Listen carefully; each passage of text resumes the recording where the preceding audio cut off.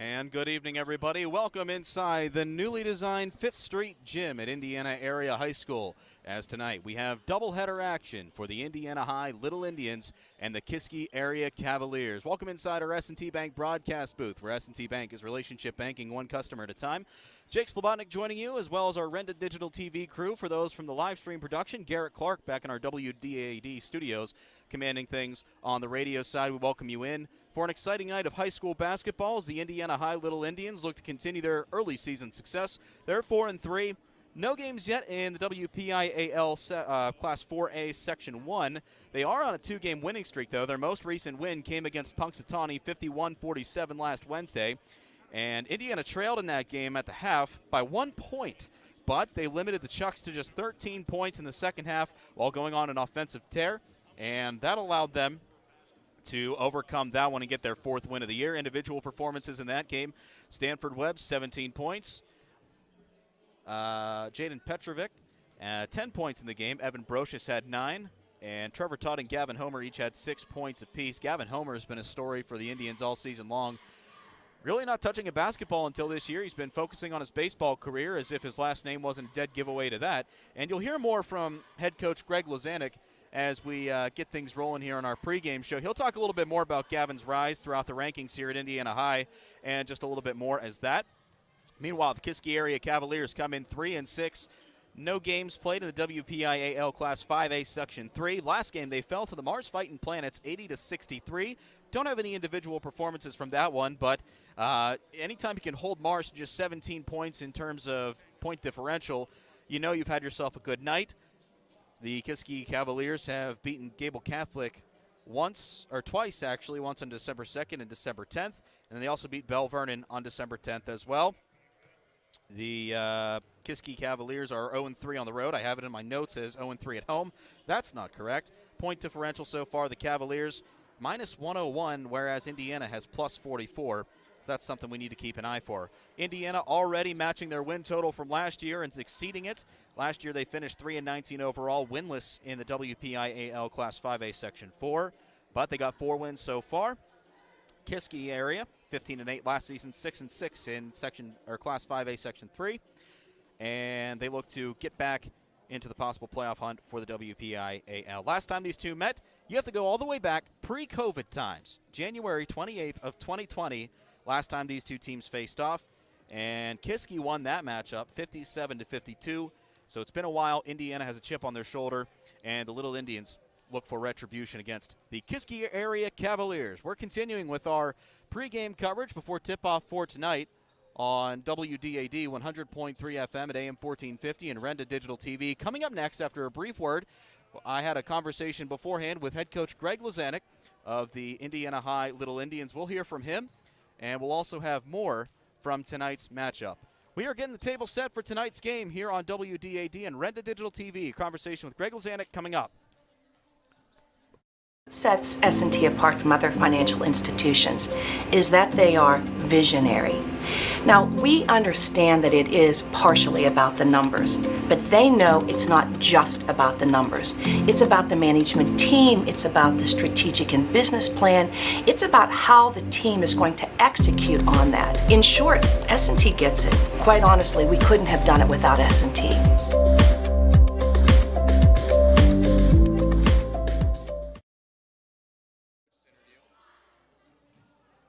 At IRMC, we have all of the necessary pieces in place to perform complex operations, including highly skilled and specially trained surgeons, their support team of experts, and advanced technology like the Da Vinci robotic surgical system. As a result, patients spend less time in the hospital, recover faster, and get treated close to home. So there's no reason to puzzle over where you should get your surgical care. The answer is right here at IRMC. Holsinger, Clark & Armstrong Law Office is pleased to be involved in community events and sponsor this year's edition of the It's a Wonderful Life Parade, kicking off the holiday season. Truly the most wonderful time of the year. And if you have questions regarding estate planning, business and/or family law, or real estate law, contact the Holsinger, Clark & Armstrong Law Office, Philadelphia Street, Indiana. And from all of us to you, Jimmy Stewart couldn't have said it any better. Merry Christmas! Well, Merry Christmas! Your goals include college education funding, retirement planning, generating income, or reducing taxes. At Crimson Wealth Management Group, we've got you covered. We make it easy for you to make the right decisions by offering you access to a comprehensive array of investment products and wealth management strategies under one roof. One stop for all your financial needs. Crimson Wealth Management Group is committed to helping you pursue your goals, whatever they may be. Stop in and speak with me, Doug Steve, today. You'll be glad you did. Securities and advisory services offered through LPL Financial, member FINRA SIPC. Coverage continues on an IRMC High School Sports Night. Game one of the doubleheader here between the Indiana High Little Indians and the Kiski Area Cavaliers. Joining me now on the pregame show is head coach Greg Lazanik of the boys team. And coach, decent start to start off the year, 4-3. No sectional games quite yet. Let's just get your overall thoughts on how the season started so far. You know, we're better. The kids are playing hard. You know, we've had some tough years recently, but we're on the rebound. We're on the way back up. Like I said, the kids are playing hard. They're learning every night. We played in some close games that we lost, and now we just won a close game up at Punxsutawney. So our arrow is definitely going upward. Looking back to last year, give me a few things that the team has seemingly improved upon here in the early parts of the season, some things you think they could fix. You know, we've definitely improved upon our game knowledge, our basketball IQ. Now, that being said, we've got a long way to go. Where in the past couple of years, we've just been running offenses, running defenses, and we haven't been reading and reacting. And we're starting to be able now to react a little bit to what our opponents are trying to do to us. You have some individual leaders that have really stood out over the past couple of games, Stanford Webb being one of them. Can you talk about some of the individuals who've really caught your eye? You know, Stanford Webb's having a great year. This is, as a sophomore, his second year as a varsity starter. He's starting to mature. Man, he's an athlete. You know, he has to have a dunk a game. You know, a couple games he's had two. Evan Brocious is really starting to take charge. This is his third year, basically, as our point guard. Trevor Todd, who's not going to be able to play tonight because he's got the flu.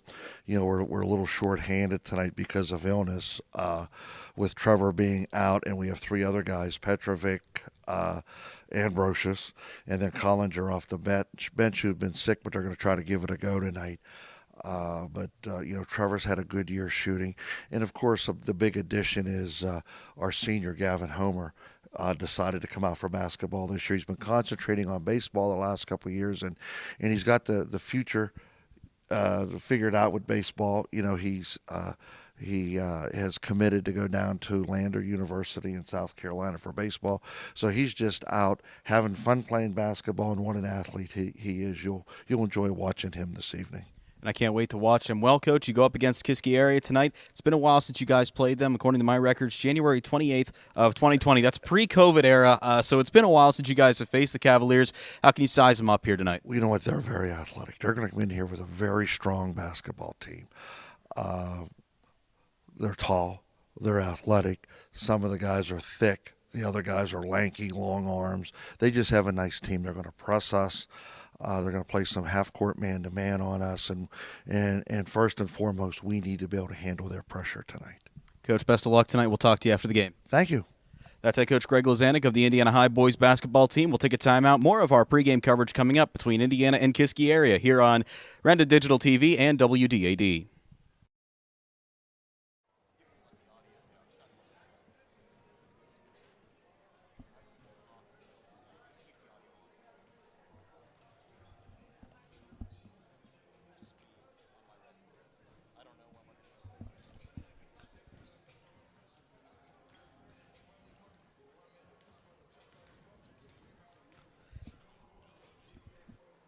Welcome you back inside our S&T Bank broadcast booth as we get things set for tonight's game between the Indiana High Little Indians and the visiting Kiski Area Cavaliers from the newly designed 5th Street Gym at Indiana Senior High School. We welcome you inside our S&T Bank broadcast booth. S&T Bank is relationship banking, one customer at a time, member FDIC. We have a full crew here today, and this is the first of two games between both teams. Pardon me. And the Indiana boys will start off the slate of games tonight, whereas the girls will follow in, both playing Kiski Area. So if you're in the area, stop on by, admit yourself, because it's going to be a one good night of basketball. And we are glad that you can join us wherever you may be. whether joining us over radio or if you want to watch the game, we have the absolutely free live stream on Renda Digital TV. We have a complete link to it on our website at wdadradio.com. And we welcome you inside. We'll have more on the game coming up. And we have the national anthem coming up, so we will take a timeout, and we will come back from tip-off from 5th Street Gym here at Indiana Area High School. More and tip-off and starting lineups from Indiana High School coming up between Indiana and Kiski area on WDAD and Renda Digital TV. It's a wonderful life and a wonderful time of year.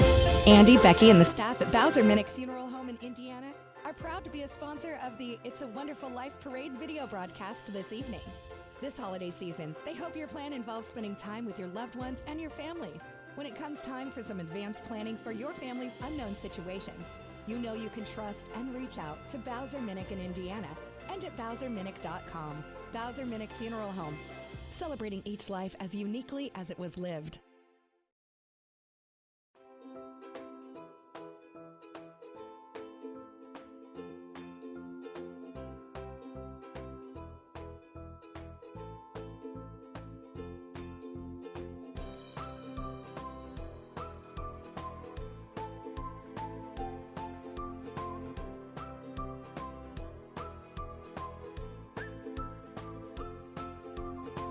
Milk every moment.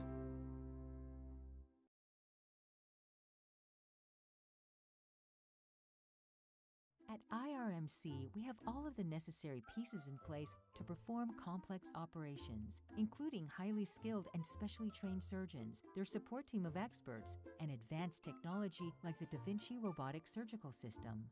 As a result, patients spend less time in the hospital, recover faster, and get treated close to home. So there's no reason to puzzle over where you should get your surgical care. The answer is right here at IRMC.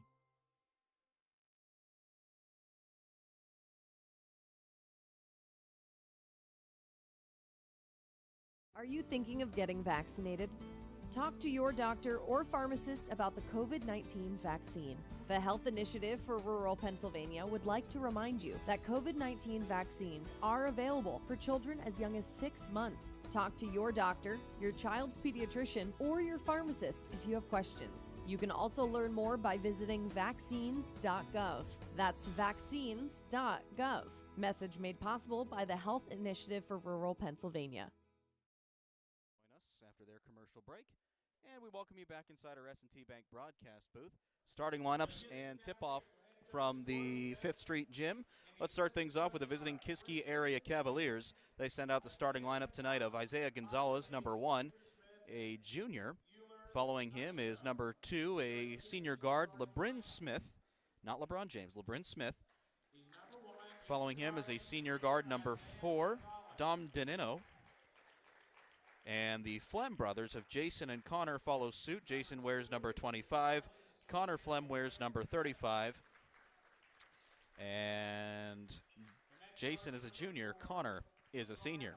And for the hosting Indiana High Little Indians, they set up the starting lineup of number 1, Stanford Webb, a sophomore guard-forward combination. Evan Brocious follows in. He's a junior guard standing in at 5'10". Stanford Webb 6'3". I don't think I mentioned that, but that's key because Coach Lazanik, as you heard in his interview, said he likes to dunk at least 1 per game, so be on the lookout tonight for tonight's Slam Cam. Following him, number 11, Hunter Martin. He's a junior guard standing in at 6 foot. Following him, a sophomore guard forward standing in at 6'2", number 15, Jaden Petrovic. And number 23, Gavin Homer, a senior guard standing in at 6 foot, rounds out the starting 5 for the Indiana Little Indians. Indiana comes in under the direction of head coach Greg Lazanik, while Kiski area comes in under head coach Joe Touchstone, and he's assisted by Harry Rideout.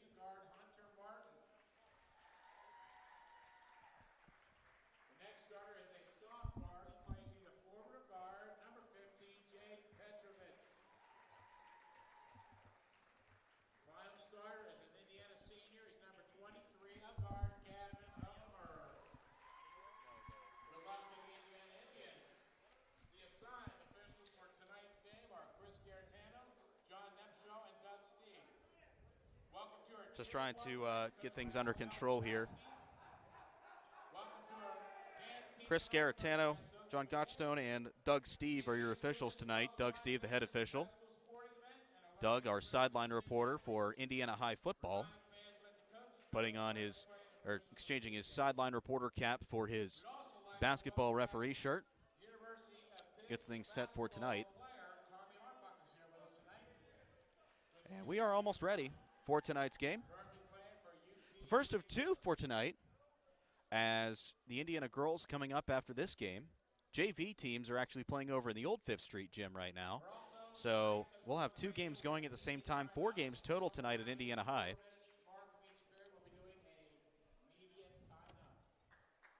And they just announced we will have media timeouts in this game, which is great to see. We like to see some love for the media. And we are ready to go.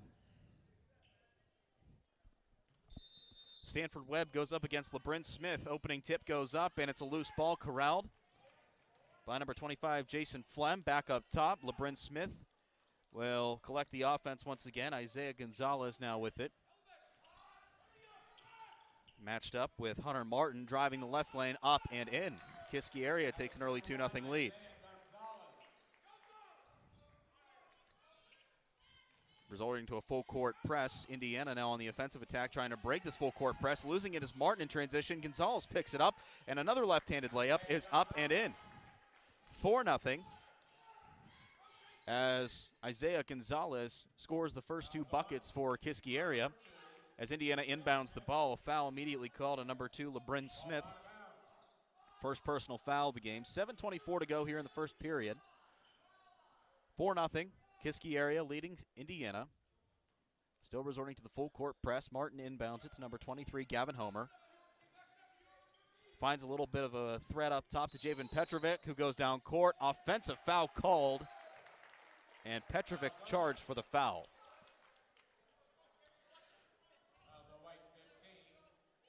So Indiana finally found the opposite end of the court, but all for naught as it turns things over.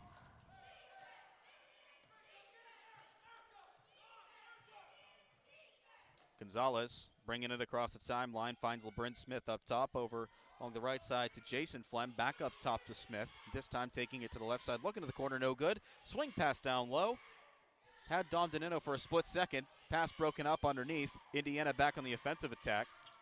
Gavin Homer bringing it across, looking to the corner. Stanford Webb fires a corner 3. It's up, no good. Fight for the rebound is corralled by number 25, Jason Flem. LeBryn Smith crosses, changes directions, up, no good off the front of the rim. Stanford Webb comes down with the board. His first rebound of the night. 6:38 to go in the first quarter. It's 4-0 Kiski area. And yet the Indiana Little Indians turn it over yet again as Hunter Martin could get a solid grip on it. And in transition offense, Kiski area just fires it out of bounds into their cheerleader section. Indiana will take it out from the Kiski basket. Martin to inbound, cherry picking down court. He's got a man open. That's Gavin Homer. Contestant on the right side. Spins, puts it up. It's no good. Fighting for the rebound, but it's tipped into the hands of LeBryn Smith. Another cherry pick pass down court. Looking for Dom Danino, who lays it in from the right side. It's 6-0 Kiski area, and Coach Greg Lazanik needs to talk things over. We'll take a timeout as well. 6:18 to go in the first quarter of play from Indiana High School. Kiski leading the Little Indians on WDAD and Renda Digital TV. It's a wonderful life and a wonderful time of year. Andy, Becky, and the staff at Bowser Minnick Funeral Home in Indiana are proud to be a sponsor of the It's a Wonderful Life Parade video broadcast this evening. This holiday season, they hope your plan involves spending time with your loved ones and your family. When it comes time for some advanced planning for your family's unknown situations, you know you can trust and reach out to Bowser Minnick in Indiana and at BowserMinnick.com. Bowser Minnick Funeral Home, celebrating each life as uniquely as it was lived. Welcome back to 5th Street. 6-0 Kiski area leading the Indiana High Little Indians in the early goings to this one. 6:18 left to go in our first quarter of play tonight. Martin to inbound it off the timeout. Gavin Homer gets the inbound pass, but is immediately fouled by LeBryn Smith. Oh, no, by Isaiah Gonzalez, excuse me. Second team foul for Kiski area. Might be a key for Indiana early on. If they can force the Cavaliers into some foul trouble, they might have a little bit of breathing room. Inbound pass looking for Webb. No, they're going to look for Brocious. It's stolen away by the Cavaliers. Up and in by Jason Flem. 8-0, the Cavaliers lead. Not letting up an inch. Quick transition. Brocious from the left side, and that breaks the dry spell. Evan Brocious trims the deficit to 6 as it's 8-2 Kiski area. Isaiah Gonzalez taking it from the left side. 5:50 to go in the first quarter. The Cavaliers going left to right across your radio dial or across your screen. Flem to the right for Danino. Smith swings it out to Gonzalez, who takes a long-range 3 and nothing but net. It's 11-2 Kiski area.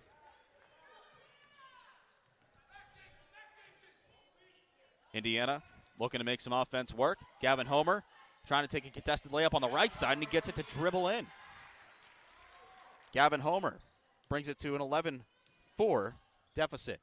LeBrin Smith taking it up top.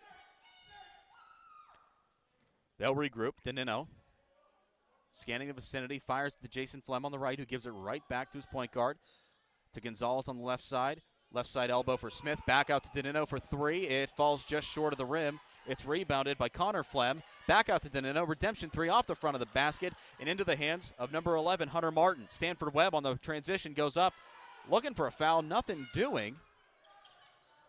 Should have been a foul, but nothing called. Swinging it down low. No good on the layup attempt by Danino into the hands of number 15, Jaden Petrovic. Swings it out to Brocious, looking for a little bit of running room on the right side. Pulls up, long range 2 off the side of the rim into the hands of Gonzalez. He'll slow things down at the 4.5 marker in the first quarter. It's 11-4, Kiski area leads it. Danino to the right side. Flem back to Danino to the right elbow for Smith. Back to Connor Flem, who fires it out to the three-point arc for Gonzalez. It's his second 3. It's 14-4, and another timeout called with 4:11 to go. We'll take a timeout as well. 14-4, Kiski area extends the lead to double digits with 4:11 to go in the first quarter here on WDAD and Renda Digital TV. Whether your goals include college education funding, retirement planning, generating income, or reducing taxes, at Crimson Wealth Management Group, we've got you covered. We make it easy for you to make the right decisions by offering you access to a comprehensive array of investment products and wealth management strategies under one roof. One stop for all your financial needs. Crimson Wealth Management Group may be. Stop in and speak with me, Doug Steve, today. You'll be glad you did. Securities and advisory services offered through LPL Financial, member FINRA SIPC.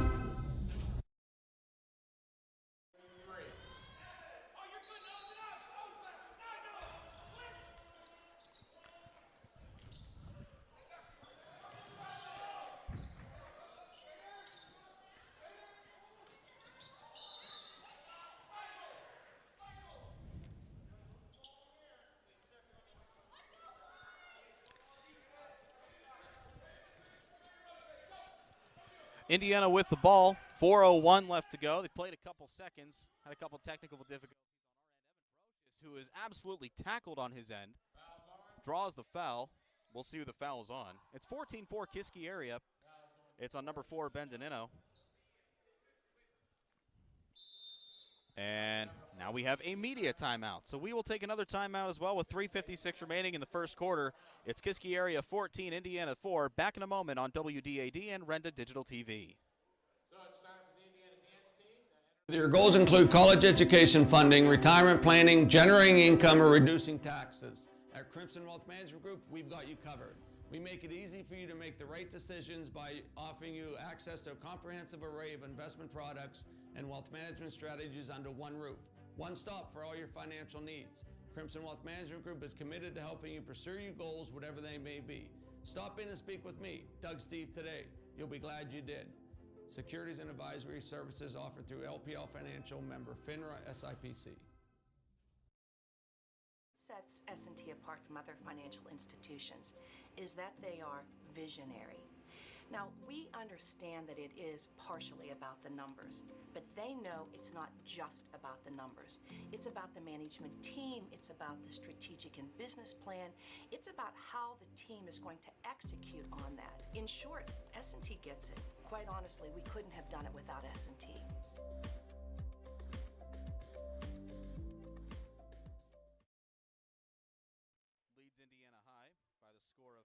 34, 3:56 to go in the first quarter of play. Time now for your first Commonwealth quick stats. Isaiah Gonzalez leads all scorers with 10 points, 1 rebound, 2 3-point field goals in the game so far. First Commonwealth Bank, time to be first. Indiana inbound underneath their own basket. Inbound goes to Homer. Off-balance shot, no good. Ill-advised shot into the hands of number 33. Well, there is no 33 on my sheet, but there should be. Gonzalez to Danino up top. Firing it over to the right side for Colin Keller, a sophomore who just entered the game. Another one, newbie to the floor, Noah Timmons. Fires from 3 range, no good. Indiana able to steal it away. Homer fires up top the web, quickly gives it off to number 33, Michael Lubold, who draws the foul and gets the bucket from the left side. Michael Lubold looking to cap off a 3-point play. The foul is charged to number 3.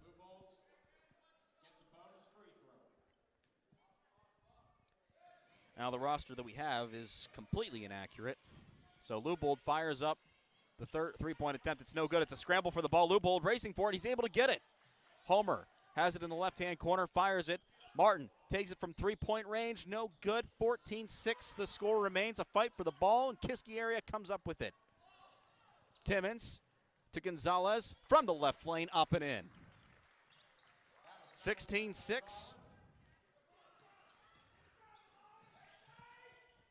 Indiana back up top. Brocious driving the middle lane. Up, no good off the back of the rim. Gets his own rebound. They'll regroup up top. 2:49 to play in the first quarter. 16-6. Kiski area leads it by 10. Martin regroups. Bounces to the foul line in Lubold. Fakes the handoff. 2 of them. Homer gets it. Fakes pass to the left. Finds Stanford Webb on the right side. No shot available. He'll just fire it back out. They'll regroup. Homer picked up his dribble. Finds Lubold on the right side after sensing some danger. Passes to the left side for Brocious. Fakes it. Gonzalez playing some tight defensive man pressure. And it forces an errant pass just out of Hunter Martin's reach, and it goes out of play.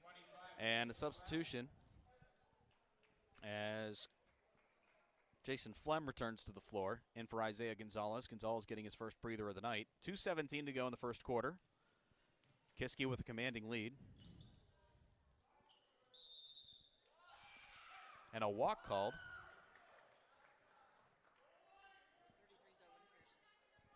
Number 33 is Owen Pearson for Kiski area. We thank our statistician Laura Slobodnik for our helping hand with that.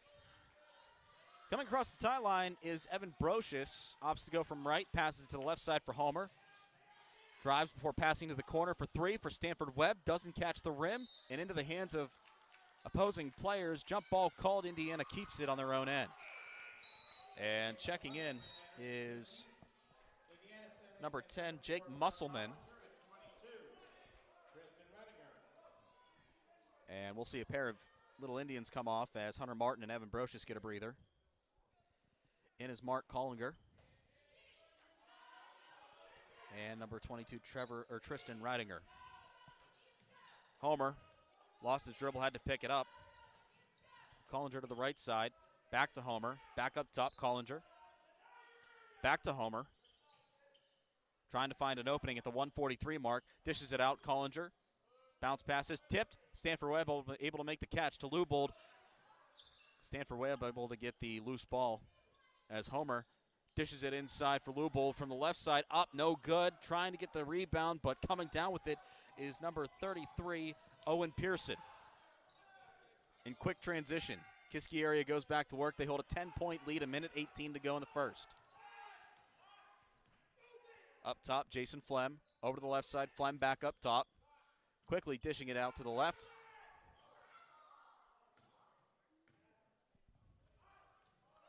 Three-point attempt is good. That's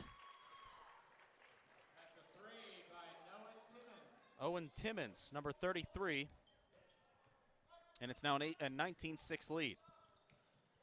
Lubold in quick transition. Homer driving a contested right-handed layup. No good, easily blocked. Cavaliers going back to work. Stuffed underneath. The block going to Collinger. Lubold takes the tip pass. Collinger with it with 34 seconds left.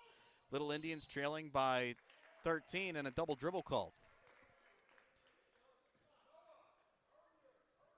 So try to catch up on my stats here.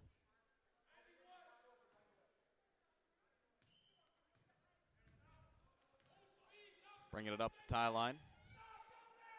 Jason Flem. Colin Keller with it. Back up top to Flem. He'll regroup. To the right side. Back to the right corner. Underneath the right post. Back outside. Just shy of the corner. No good as the shot.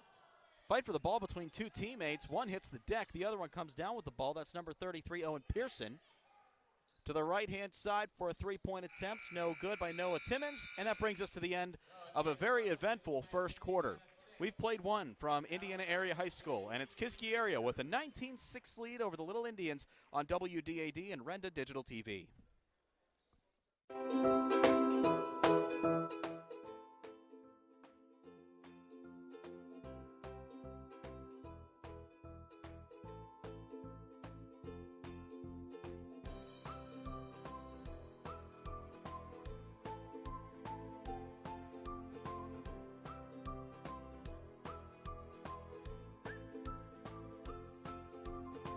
Milk every moment. At IRMC, we have all of the necessary pieces in place to perform complex operations, including highly skilled and specially trained surgeons, their support team of experts, and advanced technology like the Da Vinci robotic surgical system. As a result, patients spend less time in the hospital, recover faster, and get treated close to home. So there's no reason to puzzle over where you should get your surgical care.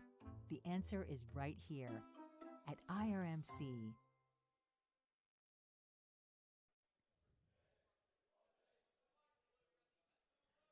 Ready to play the second quarter. 19-6 Kiski area leads Indiana High on an IRMC High School Sports Night. From our S&T Bank broadcast booth, Jake Slobodnik joining you alongside our Renda Digital TV crew.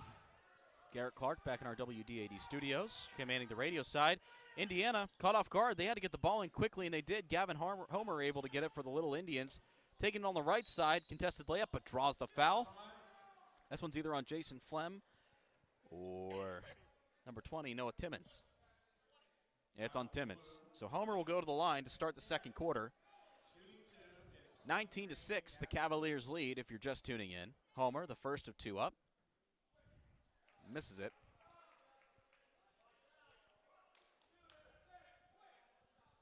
Looking to salvage at least one of two. Up there, second one's up and good. So a 50% trip that time. It's 19-7. And some sloppy offense by Kiski area. Turns the ball over in favor of the Little Indians. They catch a break after struggling throughout the most part of this early portion of the game. Martin cherry picks it down court, looking for Homer in his hands, goes up and draws another contested foul. He returns to the line. I'll tell you what, Gavin Homer's having himself a game. He's putting his body up for grabs. And Kiski area, their aggressive defensive outlook is causing some team fouls right now. Kiski area has 6 team fouls as opposed to Indiana's 1. So Homer returns to the line. First of two is up, and that one misses as Danino and Gonzalez return to the floor for Kiski area.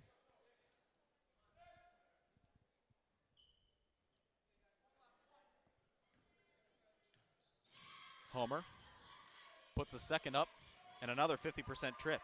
It's 19-8 with 7:46 to go. And quickly, Danino able to get a basket right back. It's 21-8. Stanford Webb in the right side corner for Indiana. Back to the left side corner for Homer, who's wide by himself, and he makes it from long range. Gavin Homer's heating up. It's 21-11. Danino near the quagmire, able to get it out. Smith, Gonzalez to the left-hand side, looking for a pass to Connor Flem, and it's intercepted.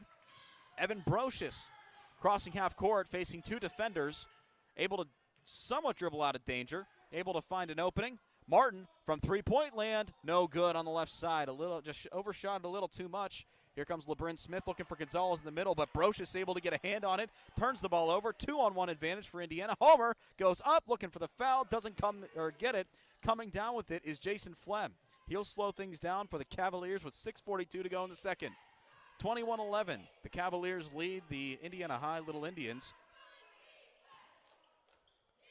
Gonzalez having it on the left-hand corner, back to Connor Flem, who finds Danino wide open from beyond the arc, no good. Stanford Webb times that rebound perfectly.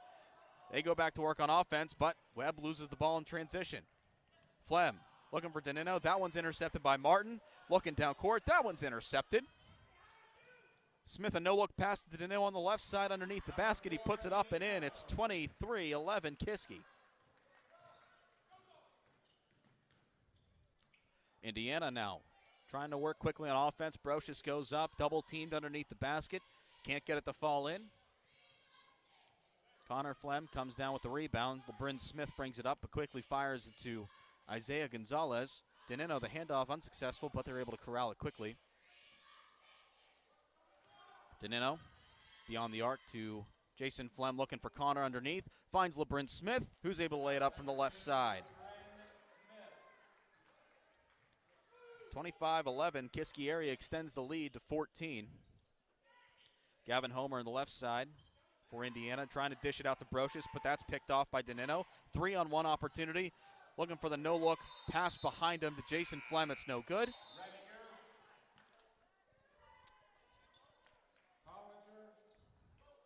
Lubel, Redinger, and Collinger back in for the Little Indians. Some new faces back out on the court. Allow some of the starters to catch a breath. Collinger fires it to the right side. Redinger, double teamed, intercepted by Danino, able to keep his feet in bounds. Taking it himself on the left side, a heavily contested layup, but somehow he's able to get it to fall. Working quickly, Indiana trying to catch him off guard, no good. Pass down low, intercepted. 27-11, Kiski area leads. And the foul defensively in transition is on Indiana number 11, Hunter Martin. Noah Timmons returns to the court in for Danino.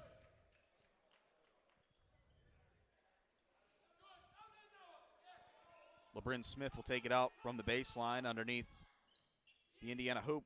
Inbound unsuccessful to Gonzalez. Indiana now on a 3-on-1 breakaway.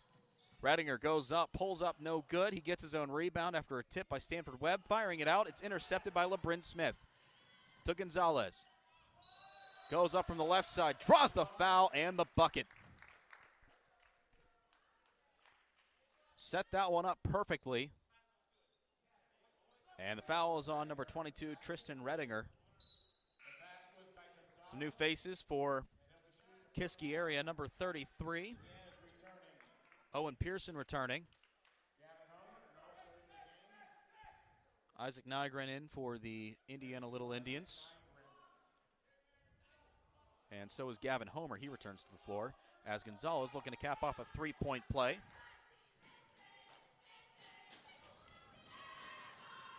Three-point attempt is up and no good, and a lane violation. Now 29-11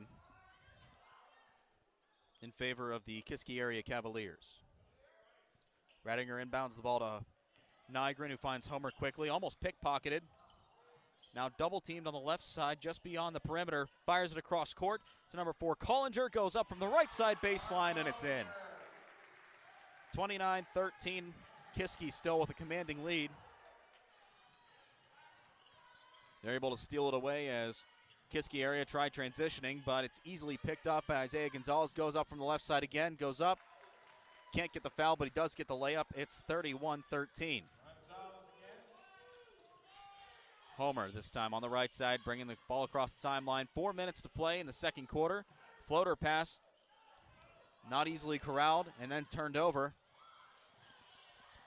And the rebound almost gathered by Homer, but tipped out by number 33, Owen Pearson. And that takes us to a media timeout. With 3:55 to go in the second quarter, Kiski area leads at 31-13 over Indiana on an IRMC High School Sports Night from our S&T Bank broadcast booth on WDAD and Renda Digital TV. It's a wonderful life and a wonderful time of year. Andy, Becky, and the staff at Bowser Minnick Funeral Home in Indiana are proud to be a sponsor of the It's a Wonderful Life Parade video broadcast this evening. This holiday season, they hope your plan involves spending time with your loved ones and your family. When it comes time for some advanced planning for your family's unknown situations, you know you can trust and reach out to Bowser Minnick in Indiana and at BowserMinnick.com. Bowser Minnick Funeral Home, celebrating each life as uniquely as it was lived. Are you thinking of getting vaccinated? Talk to your doctor or pharmacist about the COVID-19 vaccine. The Health Initiative for Rural Pennsylvania would like to remind you that COVID-19 vaccines are available for children as young as 6 months. Talk to your doctor, your child's pediatrician, or your pharmacist if you have questions. You can also learn more by visiting vaccines.gov. That's vaccines.gov. Message made possible by the Health Initiative for Rural Pennsylvania. Back with you off the media timeout. Kiski area leading at 31-13. Indiana trying to find a hole in this Kiski area defense. Trying to catch them off guard. Can't do that. Gavin Homer brings it across the timeline. Contested layup on the right side. He's able to get it to drop right in. 31-15 in favor of Kiski area. This time the Cavaliers trying to make something work on offense, but travel call on Noah Timmons turns the ball over. 31-15, 3.5 to go here in the second quarter. Brocious inbounds the ball to Homer. The Little Indians go back to work. A little bit more success offensively this quarter. One of the new faces, Jaden Petrovic, back in, and he's able to get it from the right side elbow. Brings it 31-17. Cavaliers go back to work. Timmons to the right side for Colin Keller. Back to Timmons to Gonzalez. Passes tipped, almost intercepted, then it is intercepted, but Gonzalez able to get it right back, fires it quickly down court, and a beautiful reverse layup. It's no good. Good thinking by Timmons, just can't get enough backspin on it. Homer with it on the right side for Indiana, uses it off the glass, and it's in. 31-19, and Kiski area calls a timeout. Indiana now on a little bit of a scoring run. They've scored 4 straight points, and we'll see if they can continue this streak. When we come back, 2:49 to go. Kiski leads at 31-19 on an IRMC High School Sports Night, WDAD and Renda Digital TV.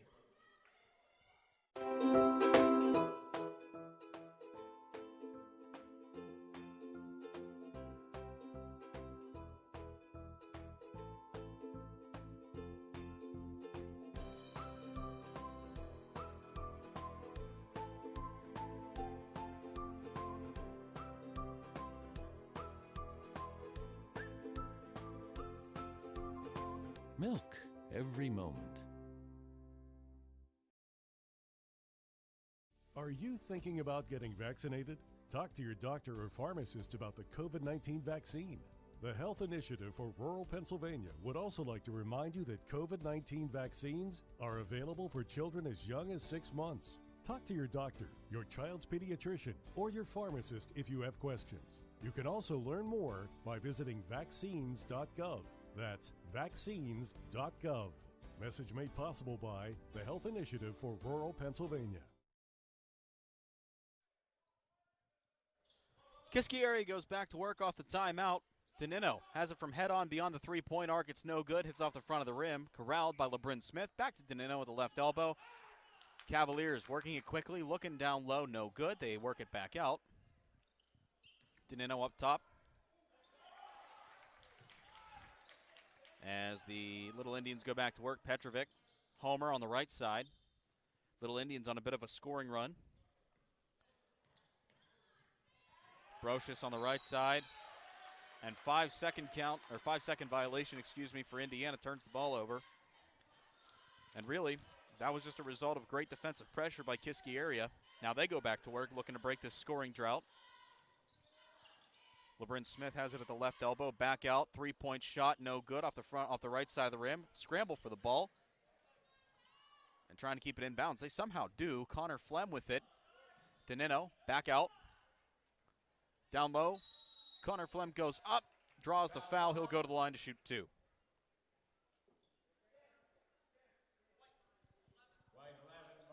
Foul's called on number 11, Hunter Martin. His second personal foul of the game. Team-wise, Kiski area, 6 team fouls. Indiana only has 4. Flem's first of 2 is up, and it is in. Stanford Webb returns to the floor for Indiana High. Still waiting on that notorious dunk that Coach Greg Lazanik alluded to in our pregame conversation. Averages 1 per game. Flem's second shot is up and in. 33-19. Kiski area leads it. Looking for quick transition offense. Hunter Martin fires down low. Stanford Webb goes up. No foul called. Thought there might have been some contact, but loose ball corralled by Danino, but his foot is beyond the baseline, out of bounds. Indiana, split second to breathe. They'll take it out from the baseline underneath the Kiski area hoop. Martin inbounds it. Collinger. Back to Brocious on the left side. Corner, left side for Stanford Webb. They work it back out. A minute and a half to go in the second quarter. 33-19, Kiski area leads it. Gavin Homer fakes a three-point shot, no good. Finds a little bit of a gap on the right lane, goes up, can't draw the foul. LeBron Smith able to come down with the rebound. Danino had a split second to handle it, no good. Fight for the ball. Lots of heavy contact underneath, and they're going to call Carson Flem out of play. Stops clock momentarily at 1:12. Our halftime report coming up. We'll take a look at a recap of the first half and some first half stats as well. Isaiah Gonzalez returns to the floor for Kiski area.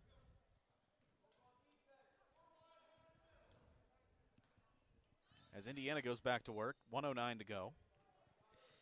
Evan Brocious brings it across the timeline at the Indiana logo at midcourt. Looking down low to the backdoor man, that's Gavin Homer, and he's able to get it up. 33-21 the score as Danino quickly gets those 2 points back. 35-21. Danino, excuse me. Indiana goes back to work. Stanford Webb taking the screen. Posts up at the left elbow, but dishes it back out. Long range three coming by Webb. It's no good. Coming down with the rebound is Martin. Quickly dishes it out. Brocious driving that right-hand lane. Underneath layup, no good. Webb comes down with it. 27 seconds to play. Homer with a corner three from the left side, no good. LeBron Smith comes down with the rebound. 20 seconds to work with. Contested lane down the right side. And a travel called on LeBron Smith. And he's lucky he just got a travel called, because I'll tell you what, it looked like he might have thrown an elbow in Gavin Homer's face. He came down gingerly on the left side. Again, Smith is arguing that call, but he's lucky he just got away with the travel. 16 seconds to go. Collinger with it. Up top to Martin. Brocious left side, dishes it out to Webb beyond the perimeter. 6 seconds, loses the ball. Here comes LeBron Smith on the right lane, goes up and lays it up and in. As the second quarter expires, we head into halftime as Kiski area leads things 37-21 over the Indiana High Little Indians.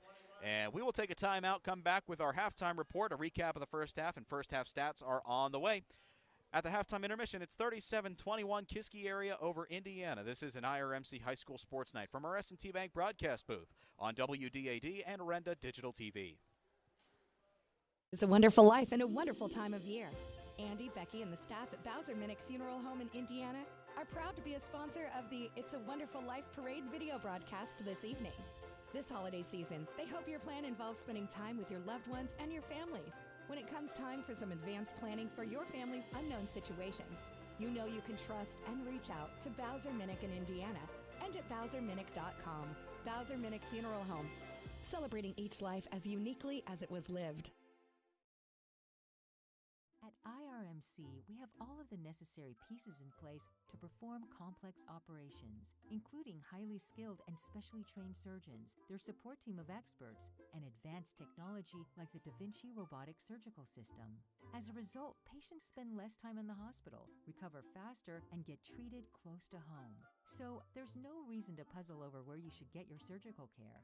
The answer is right here at IRMC.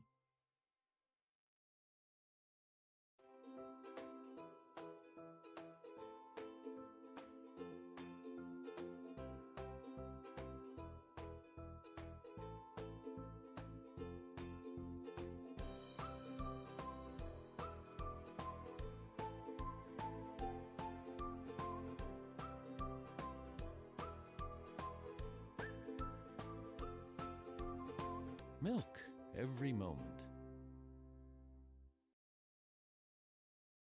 Whether your goals include college education funding, retirement planning, generating income, or reducing taxes, at Crimson Wealth Management Group, we've got you covered. We make it easy for you to make the right decisions by offering you access to a comprehensive array of investment products and wealth management strategies under one roof. One stop for all your financial needs. Crimson Wealth Management Group is committed to helping you pursue your goals, whatever they may be. Stop in and speak with me, Doug Steve, today. You'll be glad you did. Securities and advisory services offered through LPL Financial, member FINRA SIPC. Sets S&T apart from other financial institutions is that they are visionary. Now, we understand that it is partially about the numbers, but they know it's not just about the numbers. It's about the management team, it's about the strategic and business plan, it's about how the team is going to execute on that. In short, S&T gets it. Quite honestly, we couldn't have done it without S&T.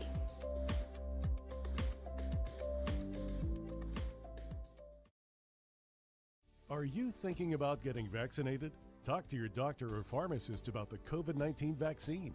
The Health Initiative for Rural Pennsylvania would also like to remind you that COVID-19 vaccines are available for children as young as 6 months. Talk to your doctor, your child's pediatrician, or your pharmacist if you have questions. You can also learn more by visiting vaccines.gov.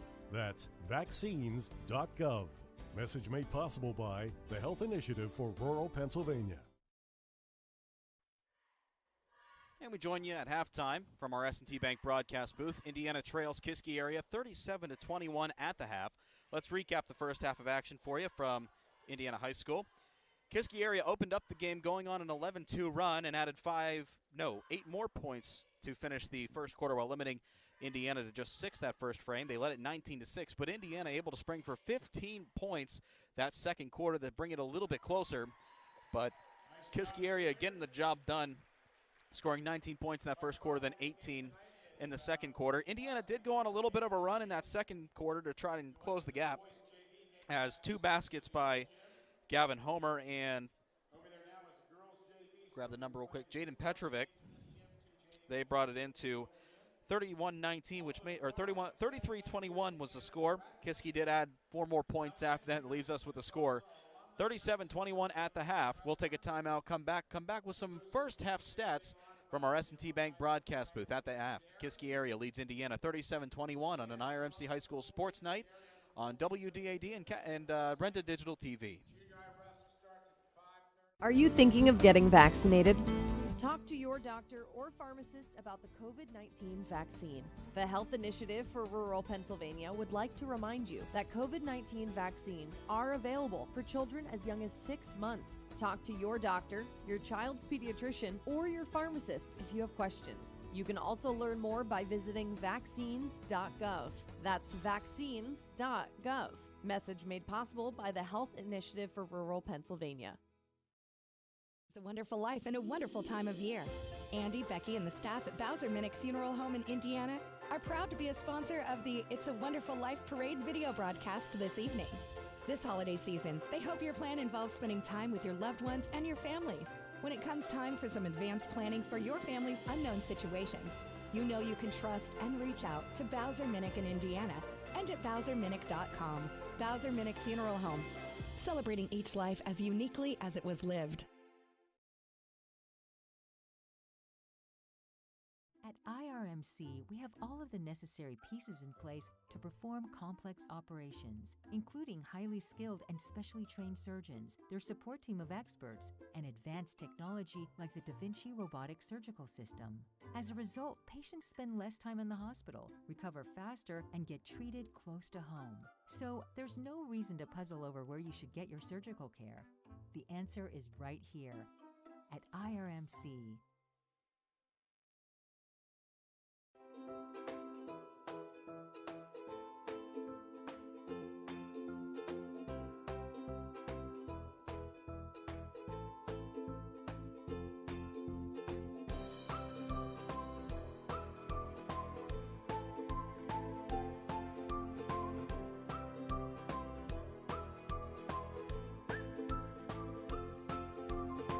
Milk every moment.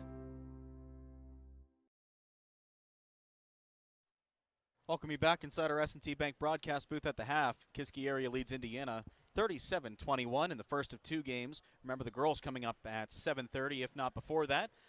And that's all contingent on the conclusion of this game. Let's take a look at some first half stats. First for Kiski area, leading the way scoring-wise, and, well, all game long is Isaiah Gonzalez. He's got 16 points, 2 3-pointers in the game. Finished the first quarter with 12, only held to 4 in the second quarter. Behind him was Dom Danino with 10 points. He scored 8 of those in the second quarter alone, the big scorer of that frame. Connor Flem has 2 points. LeBrin Smith was held to just 4 points, all 4 of them coming in the second frame as well. And leading the rebounding category is LeBrin Smith, despite being held in check scoring-wise. He's got 4 rebounds. Jason Flem follows him with 3, and so does Owen Pearson with 3 boards as well. For Indiana High, Gavin Homer leads the scoring category with 13 points. 11 of them he scored in the second quarter alone, 1 on a 3-point shot. He went 2 for 4 in free throw tries in that frame as well. And we also got 4 Indiana High players with 2 points. Evan Brocious, Jaden Petrovic, Mike Leupold, and Mark Collinger. And that leads us at the half. 37-21 Kiski area with the lead, leading the way rebound-wise for Indiana High. Stanford Webb, he has yet to score a point tonight, but he's got 3 boards. And with 2 boards, Hunter Martin and Jaden Petrovic. That's a look at your first half stats. We'll take a timeout. Third quarter of action from Indiana High coming up on WDAD and Renda Digital TV. Athletic contests involve strength, determination, and perseverance. The team at Bowser Minnick Funeral Home in Indiana is proud to be the presenting sponsor of all the Lil Indians video broadcasts this year. A great game plan involves advanced planning and preparation for the unknown. Anyone can create a plan at any stage in their life. For help with your family's advanced planning, reach out to Bowser Minnick Funeral Home in Indiana and at BowserMinnick.com. Bowser Minnick Funeral Home, celebrating each life as uniquely as it was lived.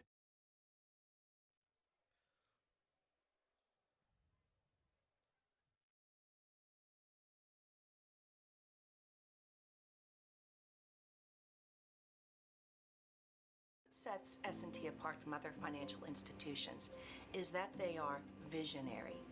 Now, we understand that it is partially about the numbers, but they know it's not just about the numbers. It's about the management team, it's about the strategic and business plan, it's about how the team is going to execute on that. In short, S&T gets it. Quite honestly, we couldn't have done it without S&T.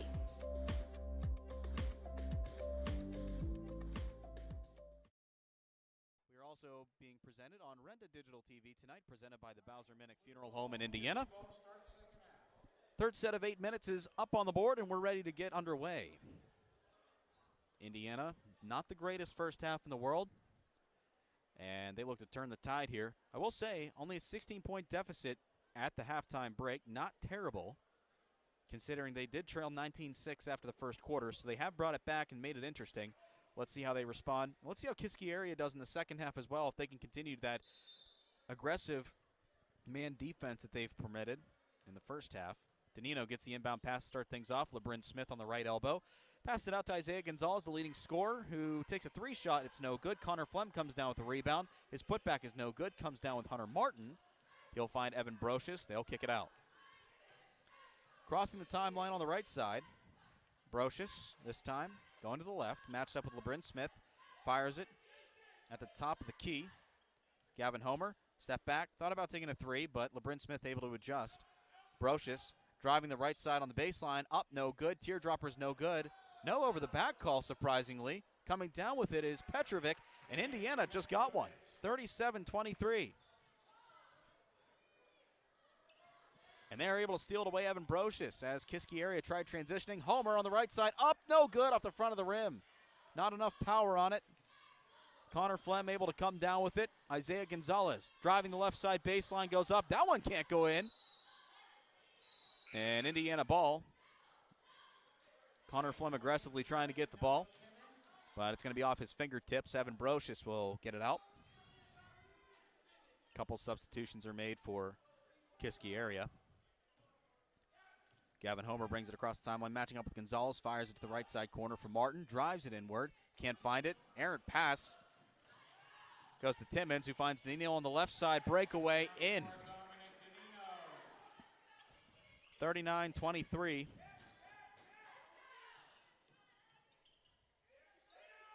Brocious on the left side.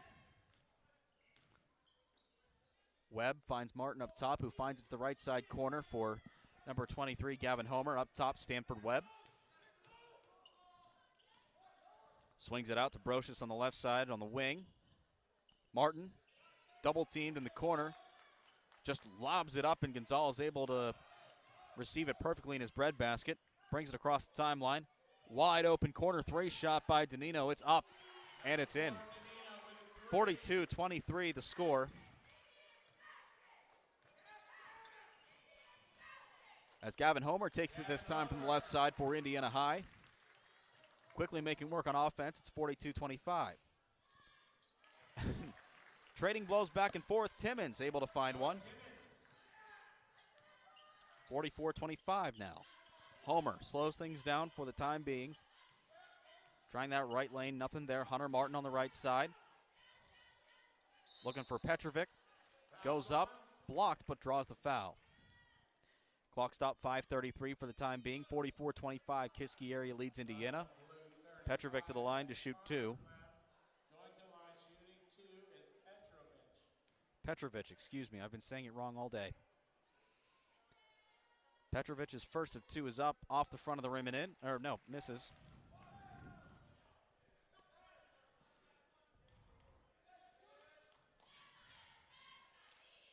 Second of two is up, and that one's in. It's 44-26. And quickly, Timmons fires jumper from the left side and can't be corralled by Stanford Webb, and it goes out of bounds. Boy, tough luck for Indiana tonight.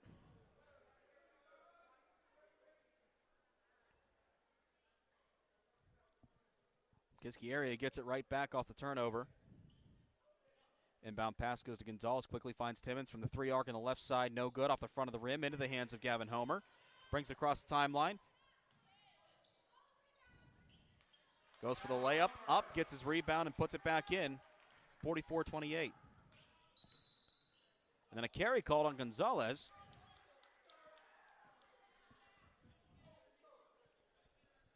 And Indiana will get the ball in front of the bench for Kiski area as we see a substitution. Owen Pearson checks back in. Played a lot of the first half, making his first appearance here in quarter number 3 at the 5:10 mark.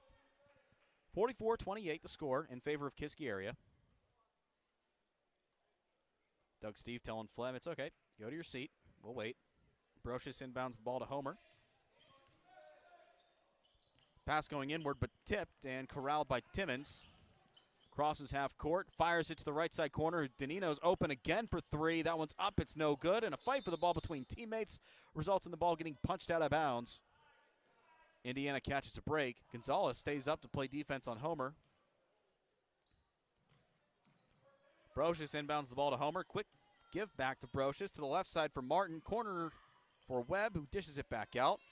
Ball's tipped away by Danino, using his speed to his advantage. Goes up from the right side on the breakaway. It's in. 46-28. Brocious again. Kiski area playing a tight full court press. Brocious fires it up for Homer. Takes it himself from the right lane, up, contested shot, no good. Fight for the ball. Homer able to knock it away and get it. Back up for the redemption shot, it's good. 46-30 with 4:19 to go in the third quarter. Gonzalez gives it up top.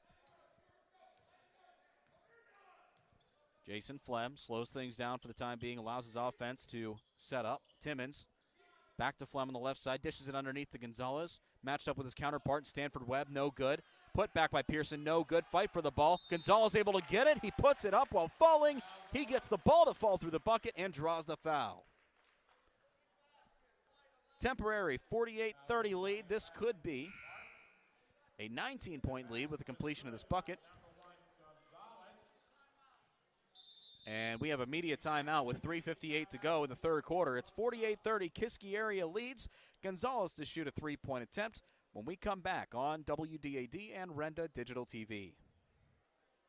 Athletic contests involve strength, determination, and perseverance. The team at Bowser Minnick Funeral Home in Indiana is proud to be the presenting sponsor of all the Lil Indians video broadcasts this year. A great game plan involves advanced planning and preparation for the unknown. Anyone can create a plan at any stage in their life. For help with your family's advanced planning, reach out to Bowser Minnick Funeral Home in Indiana and at BowserMinnick.com. Bowser Minnick Funeral Home, celebrating each life as uniquely as it was lived. Are you thinking of getting vaccinated? Talk to your doctor or pharmacist about the COVID-19 vaccine.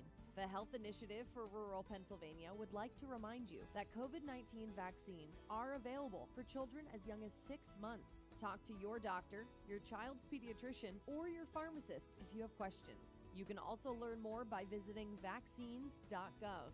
That's vaccines.gov. Message made possible by the Health Initiative for Rural Pennsylvania.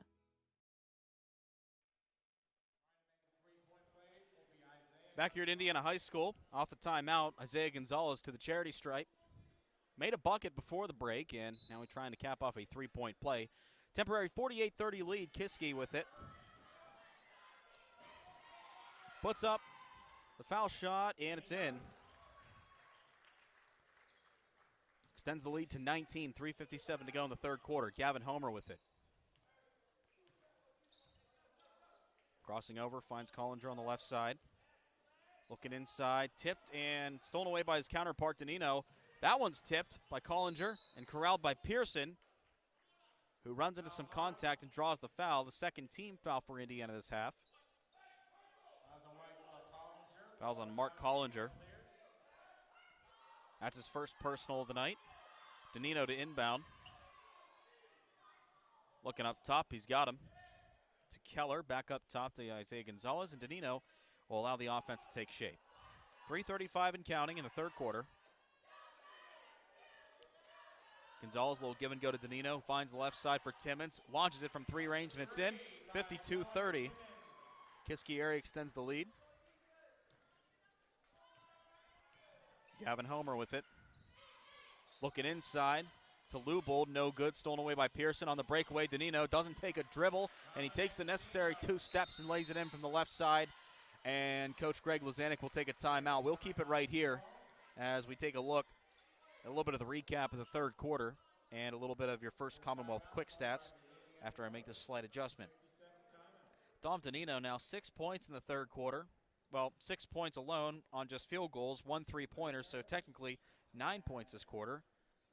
Isaiah Gonzalez, who finished the first half with 16 points, just held to 3 this half so far.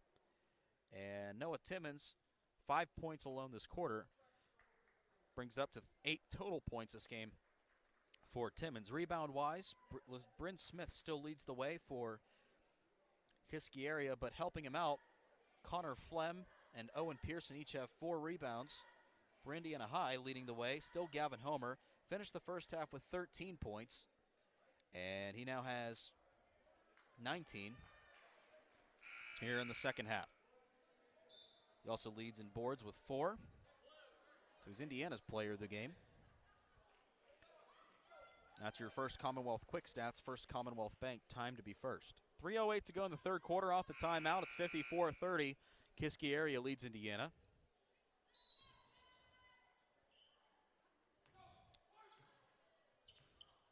And Collinger brings it across the timeline off the timeout.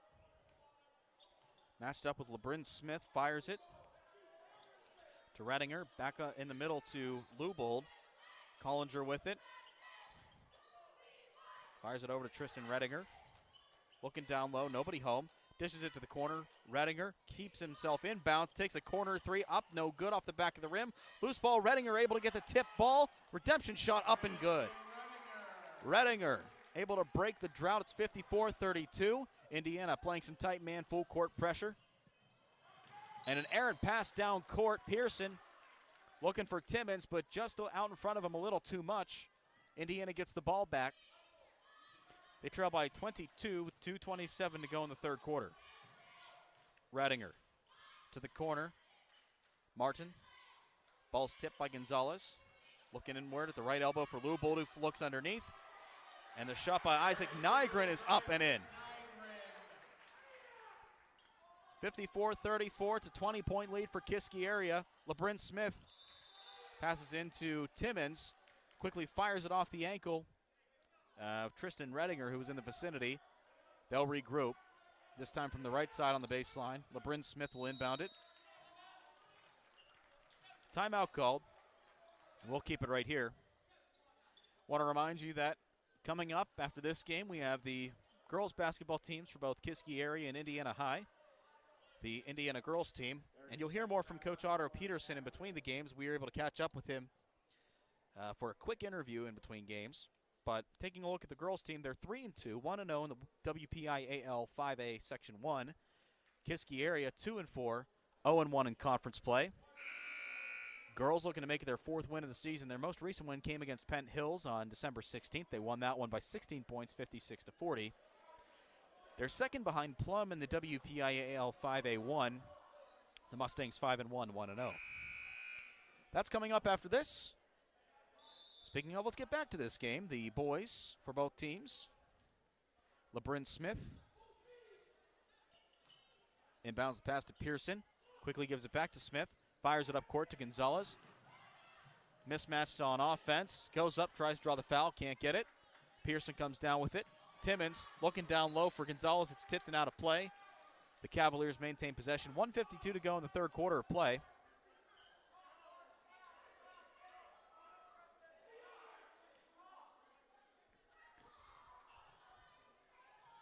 Smith inbounds it, tipped and stolen away by Hunter Martin. And it's quickly swatted out of the hands of Nygren by Smith. Hits off Smith and goes out of bounds. And a quick substitution for Kiski area as returning to the floor is Jake Musselman, number 10. And Jason Flem returns. Pearson and Colin Keller will check out.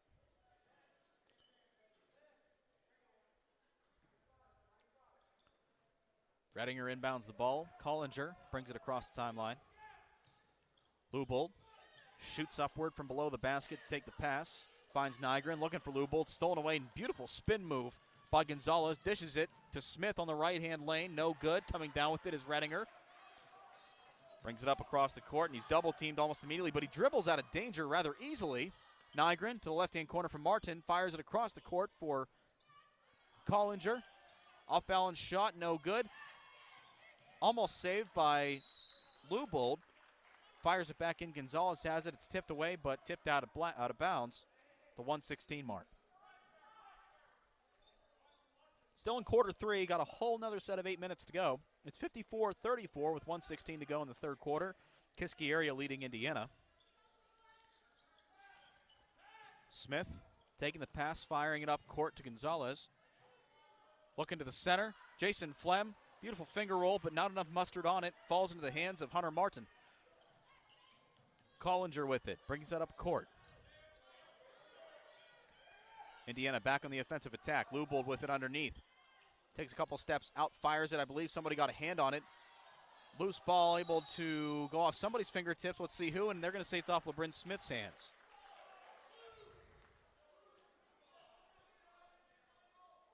Indiana will take it out underneath the Cavaliers basket. Looking to continue to close the gap on this one. 48 seconds to play off the inbound pass. Collinger takes a screen set by Martin. Looking to the right side, and it's tipped by Gonzalez. The initial call was that it's Kiski ball, but referee corrects himself, and it's now Indiana ball.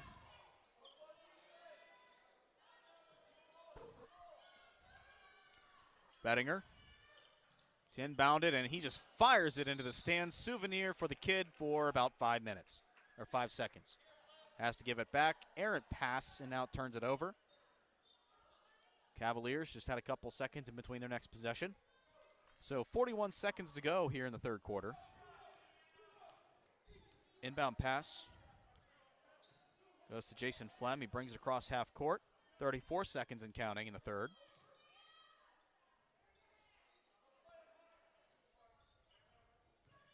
Flem faking the pass to the left, opts to go to the right. He and Timmons will exchange passes back and forth. Finally find Gonzalez on the left side, but tight defensive pressure forces it to go beyond the Kiski area bench. out of bounds. Greg Lazanik, the head coach of Indiana High, signaling to his team, hey, we're against the clock here. Let's try to keep things moving. Finally get the ball in. Collinger, and there was some grabbing of the jersey. Easy call. Fouls on number 25, Jason Flem. That's his first personal foul. He can afford it. 2 team fouls each. Indiana inbounds it. Nygren gives it back to Redinger. Trying to drive the right side, but is pushed out to the corner. Looking to the pass inside, but it's intercepted by Gonzalez. 2-on-1 for Kiski area. Gonzalez keeps himself from the left-hand lane. It's good. 56-34. And a jump ball called. It's going to be Indiana ball.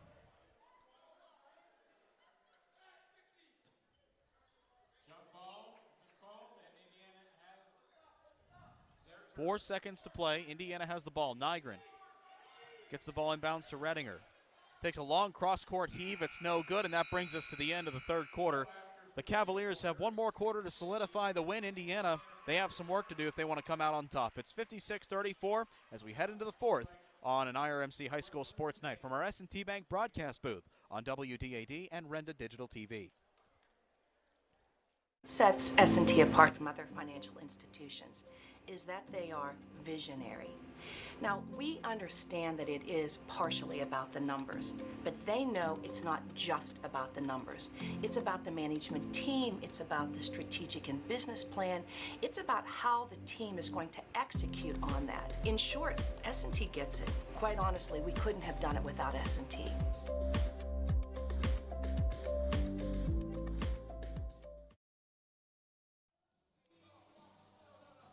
The Indiana dance team serenading the crowd with their skills to Elton John's Step Into Christmas, as we are just days away from the magical time of the year. Doing a great job. Try to get them in when we can, as well as the basketball teams. Got to showcase everybody's work. We head into the fourth quarter. It's 56-34, Kiski area leading Indiana. In the first of 2 games tonight, the boys game right now. Girls coming up closer to the bottom of the hour, although I think we're going to delay that a little bit just because of the end of this game. Redinger will inbound the ball for Indiana in this final set of 8 minutes. Got to adjust my book here. And now some cute confusion on the court. It's actually Kiski ball.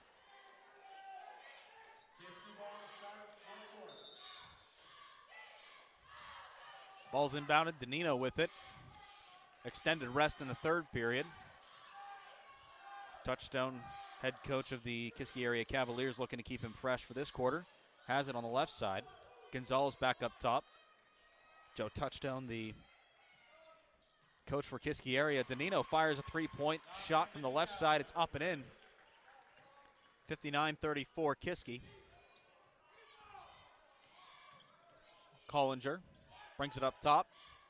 Redinger on the left side. Bounce pass deflected. Gonzalez taking the pass from number 10. Jake Musselman. Indiana able to force a turnover as Collinger tried taking it on the breakaway. Rolled around the rim for a while. Ball bounced out. Saved before going out of bounds by Nygren. Takes a pass up top by Lewbold. Loose ball. Gonzalez got it for a split second, but it's corralled by Indiana. As Hunter Martins gets sent flying into the crowd. Nygren called for a travel.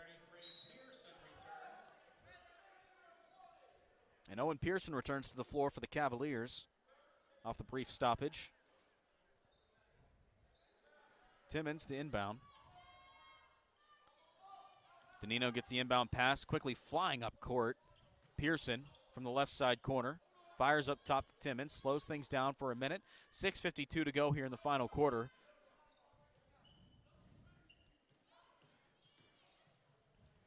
Corner 3 coming from the right side by Danino. It's up and it is in. He is on fire, folks. 62-34.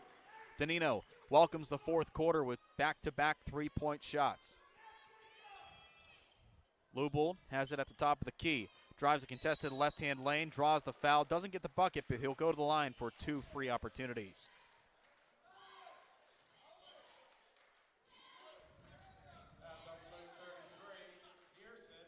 Pearson on the foul.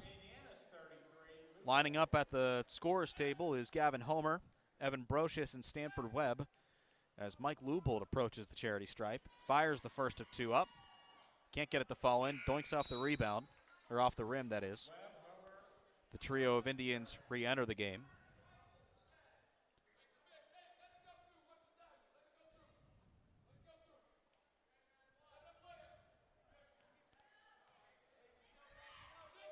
Lubold.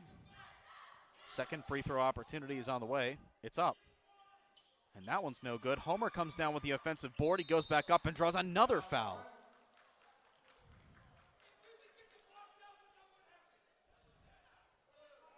Fouls on LeBrin Smith. And Gavin Homer to the line now.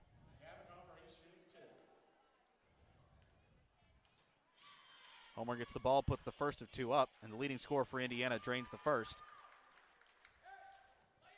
62-35. Could be 36 if he can convert on the second attempt. It's up, and it's no good. 1 for 2 that trip. Lubold comes down with the offensive board, a scramble for the ball, and finally picking it up is number 10, Jake Musselman for Kiski area. They go back to work on offense. Danino fires it to Smith beyond the perimeter, dishes it down low. No look pass to Pearson, and it's up and in. 64-35. And now a three-point shot coming from Homer in transition. It's no good.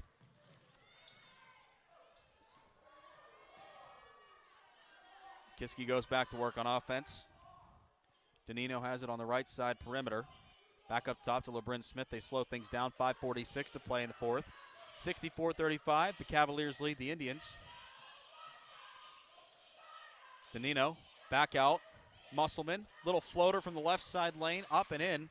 66-35. Homer crosses down the middle lane, fires it up off the front of the rim and into the hands of number 20, Noah Timmons. He takes it himself, but is called for a carry as he approaches the right-hand lane. And 5 new Cavaliers check in, or 4 actually. Colin Keller returns. So does Amari Robinson, or Amari Gonzalez. My apologies. Off the substitution break, Brocious inbounds the ball, fires to Homer to the right side corner for Webb, who gives it back up top to Homer. Brocious with it on the left side, back to Gavin up top. And a defensive foul called. Gives Kiski area their 5th team foul to half. Isaac Nygren checks back in for the Little Indians. And John Wolf, number 55, enters the game for Kiski area's first appearance today. Brocious looking to inbound the pass. He just fires it up top looking for Martin. It's good. Tried firing it up top, but it's intercepted. Jason Flem from the right side, and a goaltending called. Split second too late on that block attempt.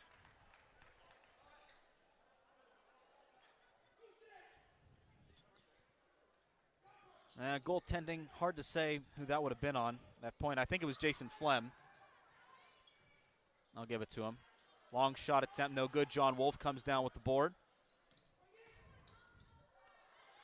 And a fight for the ball between Brocious and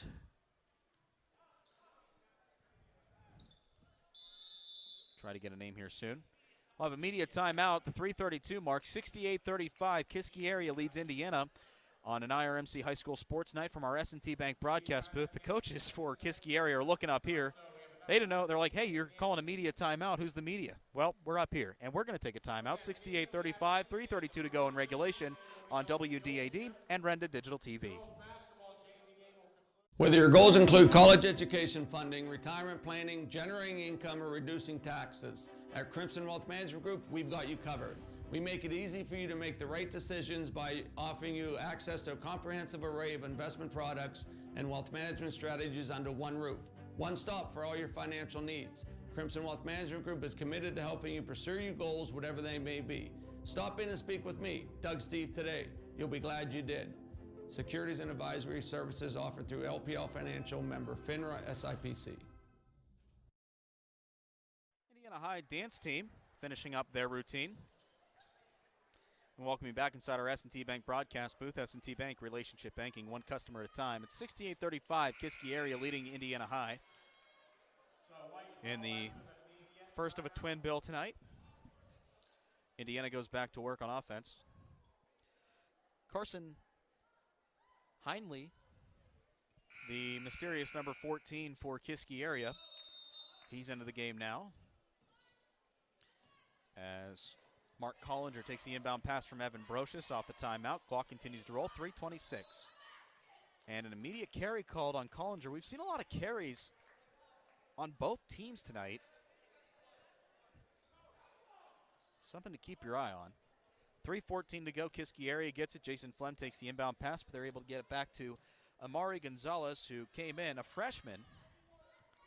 Gonzalez is getting some valuable varsity minutes. 3:02 to go. Gonzalez down to Carson Flem, fires down court, tipped, but Kiski area able to rebound. Jason Flem now, three-point shot, no good. Gavin Homer comes down with the board. On the right side, no shot by Doug Steve, but a defensive foul called by him. Doug Steve, the head official for tonight. And fouls on Amari Gonzalez. That's his first personal of the night. 6 team fouls, or second foul on Gonzalez, my apologies. Brocious inbounds the ball to Stanford Webb. Collinger now with it on the left side. Back to Webb, who takes a long-range three. Off the glass, into the hands of Brocious, who fires a putback shot from just shy of the foul line. No good. Corralled by Jason Flem. To John Wolf down court, goes up and gets it to fall in. It's now 70-35, Kiski area over Indiana.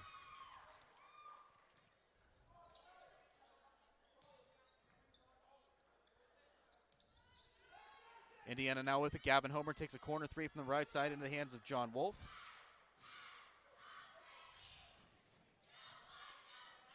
Amari Gonzalez fires to Jason Flem on the right side. Homer, another defensive board, fighting off John Wolf. And on the line, who are they going to give it to? Indiana High. More substitutions, new faces for Indiana High. New faces, Mason Reglani and Levi Porter in.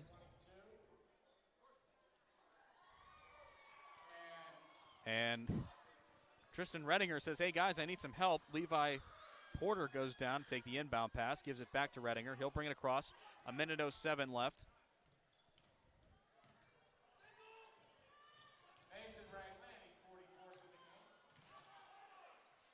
Leupold up top with it, trying to fend off some defenders. Amari Gonzalez comes away with the steal. Left side corner, no good. Back to Gonzalez up top. They're going to swing it down to Colin Keller from a corner three on the left side, no good. John Wolf able to bring it down on the offensive board. No shot, walk called. Turns the ball over in favor of Indiana. Clock continues to roll, 37 seconds left.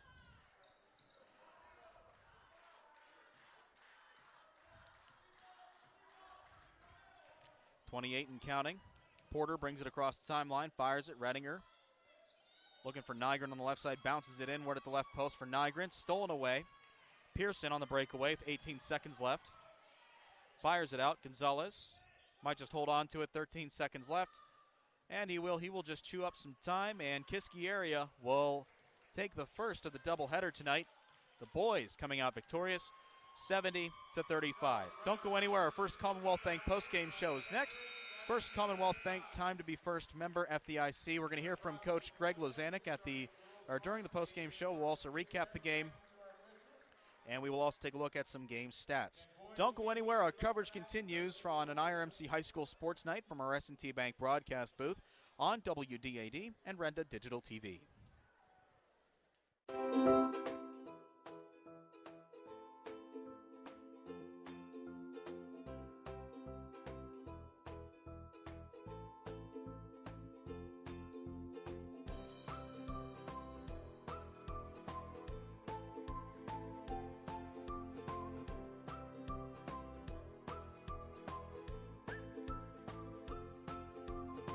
Milk every moment. Athletic contests involve strength, determination, and perseverance. The team at Bowser Minnick Funeral Home in Indiana is proud to be the presenting sponsor of all the Lil Indians video broadcasts this year. A great game plan involves advanced planning and preparation for the unknown. Anyone can create a plan at any stage in their life. For help with your family's advanced planning, reach out to Bowser Minnick Funeral Home in Indiana and at BowserMinnick.com. Bowser Minnick Funeral Home, celebrating each life as uniquely as it was lived. Sets S&T apart from other financial institutions is that they are visionary. Now, we understand that it is partially about the numbers, but they know it's not just about the numbers. It's about the management team, it's about the strategic and business plan, it's about how the team is going to execute on that. In short, S&T gets it. Quite honestly, we couldn't have done it without S&T.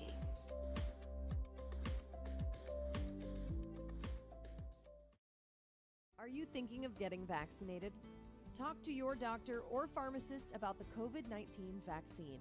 The Health Initiative for Rural Pennsylvania would like to remind you that COVID-19 vaccines are available for children as young as 6 months. Talk to your doctor, your child's pediatrician, or your pharmacist if you have questions. You can also learn more by visiting vaccines.gov. That's vaccines.gov. Message made possible by the Health Initiative for Rural Pennsylvania. Welcome you back on our first Commonwealth Bank postgame show. First Commonwealth Bank, time to be first. Member FDIC. We're still waiting to see if Coach Greg Lazanik will come up and speak with us on our postgame show. The Indiana High Little Indians falling 70-35 in boys action tonight. The girls coming up in just 15 minutes or so. Might be a little bit extended. Trying to wait for the boys crowd to clear out while the girls crowd stays. And let's recap the game for you. Kiski area took a 37-21 lead at the half, then came out and exploded on offense in the third and fourth quarters. In the third quarter alone, they were able to put up 18 points, matching their second quarter total.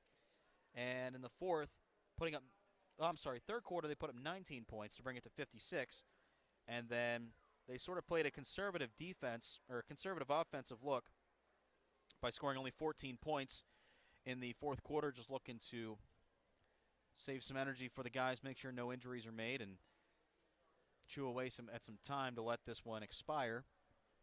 And that's where we left things off. The game went into the mercy roll with about a minute and a half left on a running clock after Kiski area was able to get a bucket from number 55, John Wolf, and that sealed the game there and put the icing on the cake. Take a look at some full game stats as we still await for them, as they made mention. If anything, we'll sprinkle them in throughout the girls' game as well, which is coming up, as I said, momentarily. And looking ahead to that game, we will keep it right here. We won't be interrupted by any music or anything. We'll keep it one extensive broadcast. And as we wait for our stats, and Coach Lazanik, again, not sure if he's going to join us. Who knows? Maybe he can be our co-host for the pregame show. Who knows? We'll see what happens there. And finishing off with some stats, Isaiah Gonzalez, not the leading scorer anymore. Dom Danino took that over in the second half. Danino finished with 25 points. Gonzalez finished with 21. And trying to get some here. Noah Timmons finished with 8 points, the third leading scorer for Kiski area. Rebounds-wise, leading the way was Owen Pearson, who came on off the bench and got 6 rebounds. And LeBrin Smith with 4 points and 4 rebounds, also matching that. Jason Flem, 4 points and 4 rebounds. We'll take a look at Indiana's here momentarily. For Indiana, leading the way scoring-wise, Gavin Homer, he had himself quite the day. 20 points and 7 boards. Not a bad day at the office for him. And coming in second in scoring, Hunter Martin and Jordan Petrovich, each with 5 points and 3 rebounds. Also matching with 3 rebounds, Evan Brocious and Stanford Webb. Webb surprisingly held scoreless throughout this game. That's unlike him, but that just goes to show that the Kiski area defense really focused on Stanford Webb and what he could do. Isaac Nygren and Mark Collinger each finished with 2 points, as well as Tristan Redinger and Michael Lubold. Also finishing with 2 points is Evan Brocious. And that brings us to the end of Game 1. Clock has not started yet for Game 2, but we have some commercials we have to get in, so let's take a timeout, come back. We'll see if Coach Lazanik joins us. As the boys' game ends between Kiski area and Indiana, the Cavaliers beating the Little Indians 70-35. Back in a moment on our first Commonwealth Bank post-game show on WDAD and Renta Digital TV. At IRMC, we have all of the necessary pieces in place to perform complex operations, including highly skilled and specially trained surgeons, their support team of experts, and advanced technology like the Da Vinci robotic surgical system. As a result, patients spend less time in the hospital, recover faster, and get treated close to home. So there's no reason to puzzle over where you should get your surgical care. The answer is right here at IRMC. Whether your goals include college education funding, retirement planning, generating income, or reducing taxes, at Crimson Wealth Management Group, we've got you covered. We make it easy for you to make the right decisions by offering you access to a comprehensive array of investment products and wealth management strategies under one roof. One stop for all your financial needs. Crimson Wealth Management Group is committed to helping you pursue your goals, whatever they may be. Stop in and speak with me, Doug Steve, today. You'll be glad you did. Securities and advisory services offered through LPL Financial, member FINRA SIPC. Are you thinking of getting vaccinated? Talk to your doctor or pharmacist about the COVID-19 vaccine. The Health Initiative for Rural Pennsylvania would like to remind you that COVID-19 vaccines are available for children as young as 6 months. Talk to your doctor, your child's pediatrician, or your pharmacist if you have questions. You can also learn more by visiting vaccines.gov. That's vaccines.gov. Message made possible by the Health Initiative for Rural Pennsylvania. Athletic contests involve strength, determination, and perseverance. The team at Bowser Minnick Funeral Home in Indiana is proud to be the presenting sponsor of all the Lil Indians video broadcasts this year. A great game plan involves advanced planning and preparation for the unknown. Anyone can create a plan at any stage in their life. For help with your family's advanced planning, reach out to Bowser Minnick Funeral Home in Indiana and at BowserMinnick.com. Bowser Minnick Funeral Home, celebrating each life as uniquely as it was lived. Sets S&T apart from other financial institutions is that they are visionary. Now, we understand that it is partially about the numbers, but they know it's not just about the numbers. It's about the management team, it's about the strategic and business plan, it's about how the team is going to execute on that. In short, S&T gets it. Quite honestly, we couldn't have done it without S&T.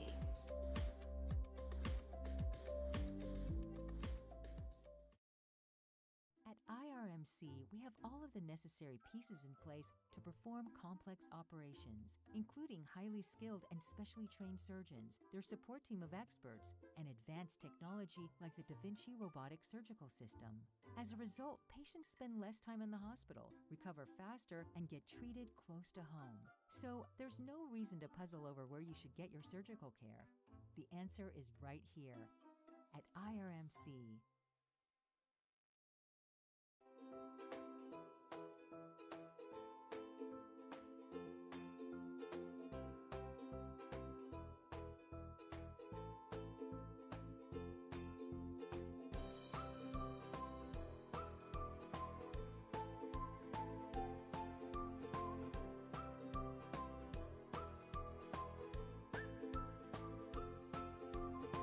Milk every moment.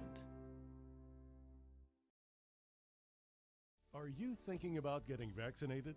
Talk to your doctor or pharmacist about the COVID-19 vaccine. The Health Initiative Pennsylvania would also like to remind you that COVID-19 vaccines are available for children as young as 6 months. Talk to your doctor, your child's pediatrician, or your pharmacist if you have questions. You can also learn more by visiting. Athletic contests involve strength, determination, and perseverance. The team at Bowser Minnick Funeral Home in Indiana is proud to be the presenting sponsor of all the Lil Indians video broadcasts this year. A great game plan involves advanced planning and preparation for the unknown. Anyone can create a plan at any stage in their life. For help with your family's advanced planning, reach out to Bowser Minnick Funeral Home in Indiana and at BowserMinnick.com. Bowser Minnick Funeral Home, celebrating each life as uniquely as it was lived. At IRMC, IRMC, we have all of the necessary pieces in place to perform complex operations, including highly skilled and specially trained surgeons, their support team of experts, and advanced technology like the Da Vinci robotic surgical system. As a result, patients spend less time in the hospital, recover faster, and get treated close to home. So there's no reason to puzzle over where you should get your surgical care. The answer is right here at IRMC.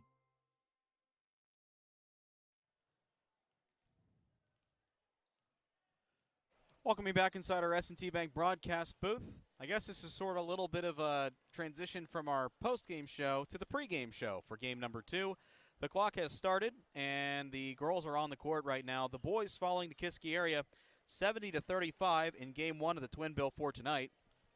Girls looking to move aside and continue to find some success here in the early goings of this season as we start the process of changing things up.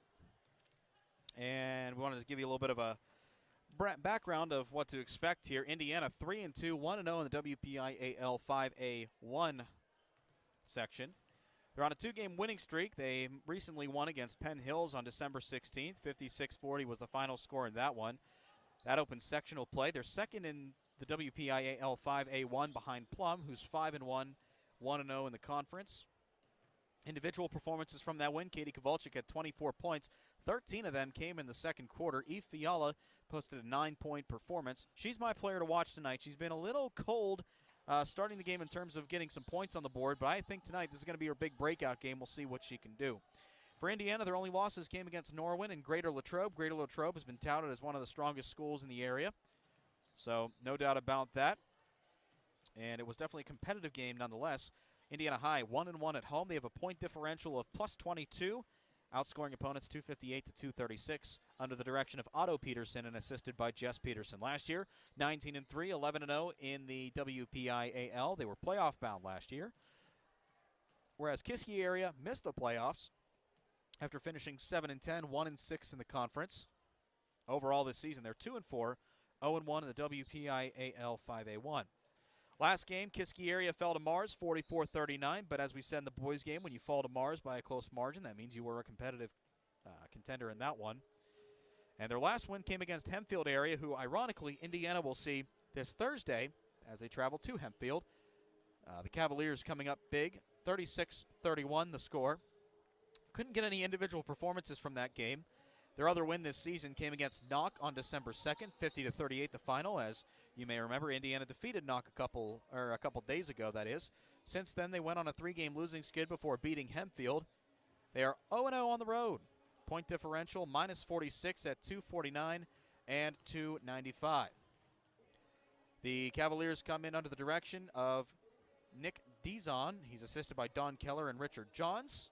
Last time these two teams faced off, earlier this year on February 9th, they were at Kiski area. Indiana won that one 61-55, excuse me.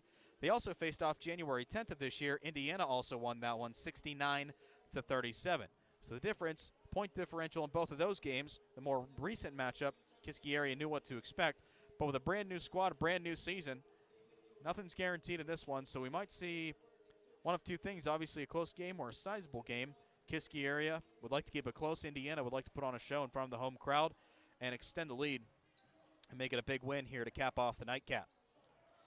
And I have it marked down on my sheet as Marion Center, but no, it's Kiski area.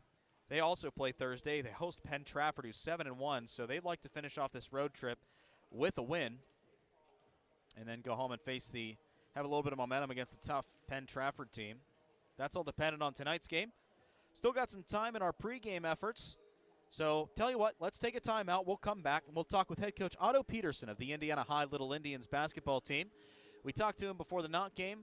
Obviously, cautious optimism is something I pick up from Coach Peterson. He never lets his guard down, takes it game by game, lets things work out on their own. We'll take a timeout as our pregame coverage continues setting the table for Indiana and Kiski area. Game number 2 of the Twin Bill in girls WPIAL basketball matchup. It is an IRMC High School sports night from our S&T Bank broadcast booth. S&T Bank, relationship banking, one customer at a time. Member FDIC. Conversation with Coach Otto Peterson coming up on WDAD and Renda Digital TV. Athletic contests involve strength, determination, and perseverance. The team at Bowser Minnick Funeral Home in Indiana is proud to be the presenting sponsor of all the Lil Indians video broadcasts this year. A great game plan involves advanced planning and preparation for the unknown. Anyone can create a plan at any stage in their life. For help with your family's advanced planning, reach out to Bowser Minnick Funeral Home in Indiana and at BowserMinnick.com. Bowser Minnick Funeral Home, celebrating each life as uniquely as it was lived. Sets S&T apart from other financial institutions is that they are visionary. Now, we understand that it is partially about the numbers, but they know it's not just about the numbers.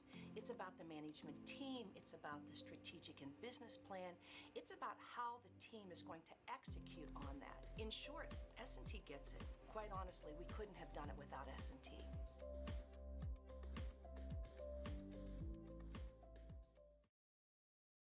Whether your goals include college education funding, retirement planning, generating income, or reducing taxes, at Crimson Wealth Management Group, we've got you covered. We make it easy for you to make the right decisions by offering you access to a comprehensive array of investment products and wealth management strategies under one roof. One stop for all your financial needs. Crimson Wealth Management Group is committed to helping you pursue your goals, whatever they may be. Stop in and speak with me, Doug Steve, today. You'll be glad you did. Securities and advisory services offered through LPL Financial, member FINRA SIPC. Are you thinking of getting vaccinated? Talk to your doctor or pharmacist about the COVID-19 vaccine. The Health Initiative for Rural Pennsylvania would like to remind you that COVID-19 vaccines are available for children as young as 6 months. Talk to your doctor, your child's pediatrician, or your pharmacist if you have questions. You can also learn more by visiting vaccines.gov. That's vaccines.gov. Message made possible by the Health Initiative for Rural Pennsylvania. We continue with our pregame coverage, getting the table set for our matinee performance tonight for the Indiana High Little Indians as the girls look to take on the Kiski area Cavaliers. We're joined now on our pregame show by Coach Otto Peterson. Coach, it's been a couple of days since we last talked, but since then, you opened sectional play with a win. Let me just get your thoughts first and foremost. Opening section play with a win is a huge, important step for the season. Yeah, any section game, you come out with a win, especially if it's an away game, that's a big plus. Let's talk a little bit about the game against Plum, that open section. Against Penn Hills, that open sectional play, 56-40. Before that, you guys went on the road against Knox, so a couple key wins for you. What are some takeaways from the game, some things to build on as well? Some good things or takeaways were blocking out and playing a little bit better defense than we have in previous games. So if we can continue doing that with our big girls and our guards crashing the boards, I think we'll be okay, as long as we limit the teams that we have down to like one shot, because most of the teams we play usually have a 5-guard offense and they all can shoot the ball. Let's look at your opponent tonight, Kiski area. They fell to Mars 44-39 last time out, and Mars has always been a competitive school, not just in basketball, but in all forms of high school athletics. And their last win came a while ago against Hempfield on December 13th, 36-31. So, in short, how do you size up the Cavaliers coming into tonight's game? We had trouble with them last year. I think the first game we beat them pretty good, but the second game we went right down to the wire. We have to contain a couple of their great players they have. Is Abby Johns is a good shooter. Got to keep her under, try to keep her limited to what she does. Hopefully keep her around 15 points or less. And the rest of their shooters, just don't let them get off on us. We need to make sure we keep pressure on them. Don't give them any confidence, and well, I think we'll be okay. Another thing I've noticed is getting that early start in the game, really starting off strong and scoring points early and holding the opponent in your defensive zone a little bit. What are some important things in that aspect to make sure your girls sort of maintain in order to get that early boost of momentum? Confidence, attack the basket. I think we're best when we attack the basket, don't look for the outside shot first. So if we can attack the basket and our bigs can get the rebounds and we get second chance shots, then we're going to be in good shape. This is your last game before a holiday break. How crucial is it to get a win for today? Oh, it's big. We don't play again until I think next Wednesday and Thursday. So it's horrible to go home and break. We do have one game on this Thursday, though. We have a game with Hempfield. That's right. We're playing at Hempfield, so it's not like we're having a week off. So we're going to continue to play a short leave between Christmas and our next game, and we'll be at the Lake Trope tournament. So we want to finish. We want to win. We want to win every section game we can. It's Coach Otto Peterson of the Indiana High girls basketball team. Coach, good luck out there. We'll talk to you afterward. Thanks a lot. Appreciate it. More of our pregame coverage on the way on WDAD and Renda Digital TV.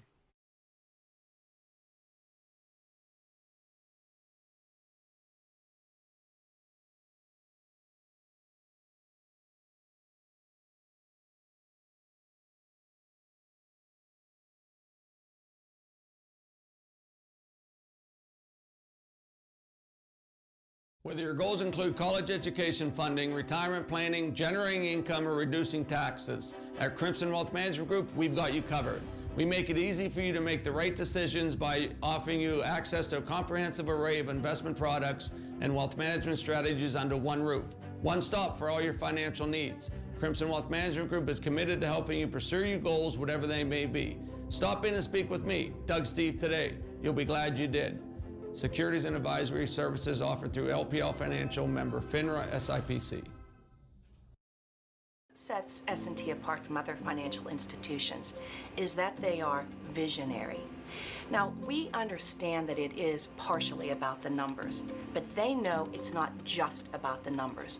It's about the management team, it's about the strategic and business plan, it's about how the team is going to execute on that. In short, S&T gets it. Quite honestly, we couldn't have done it without S&T.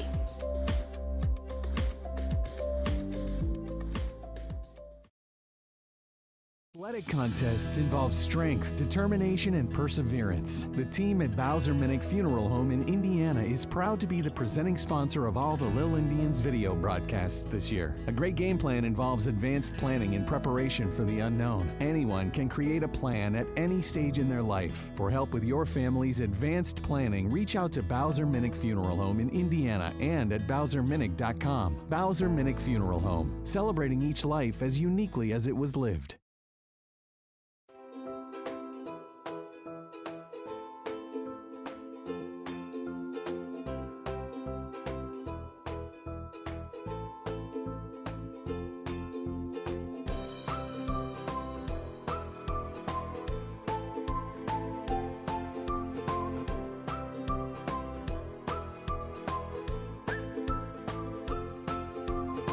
Milk every moment. At IRMC, we have all of the necessary pieces in place to perform complex operations, including highly skilled and specially trained surgeons, their support team of experts, and advanced technology like the Da Vinci robotic surgical system. As a result, patients spend less time in the hospital, recover faster, and get treated close to home. So there's no reason to puzzle over where you should get your surgical care. The answer is right here at IRMC.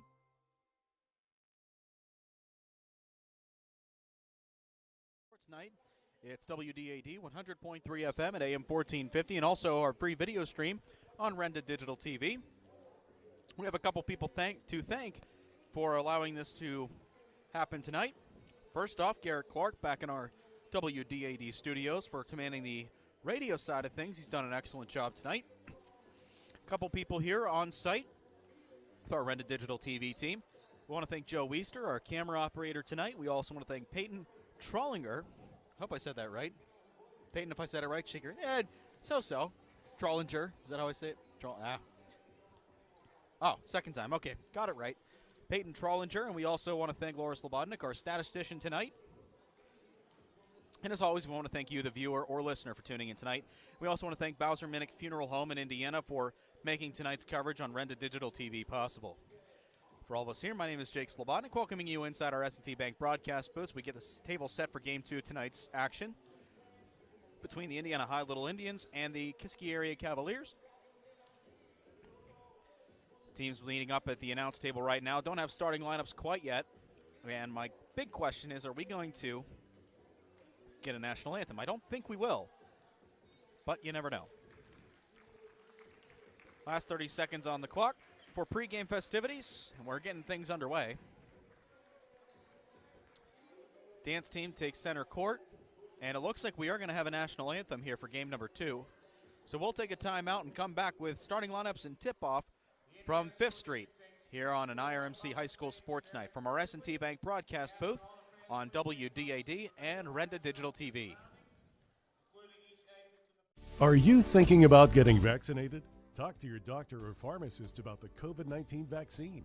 The Health Initiative for Rural Pennsylvania would also like to remind you that COVID-19 vaccines are available for children as young as 6 months. Talk to your doctor, your child's pediatrician, or your pharmacist if you have questions. You can also learn more by visiting vaccines.gov. That's vaccines.gov. Message made possible by the Health Initiative for Rural Pennsylvania.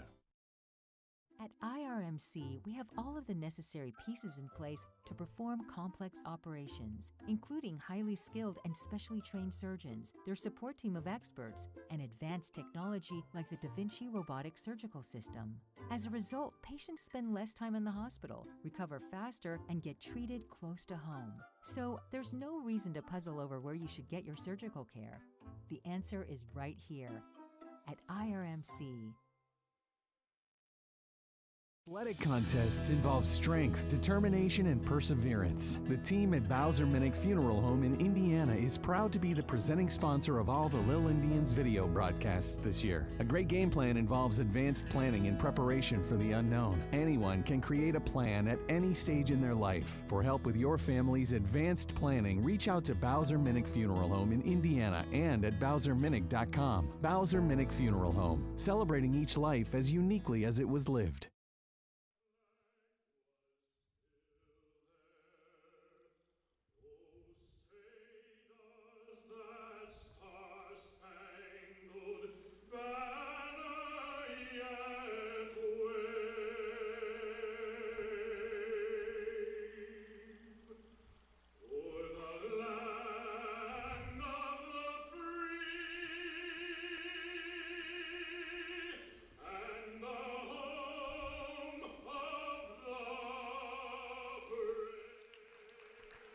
And tonight's national anthem capping off pregame festivities. We're ready for action between Indiana High and Kiski area. Game 2 of the Twin Bill.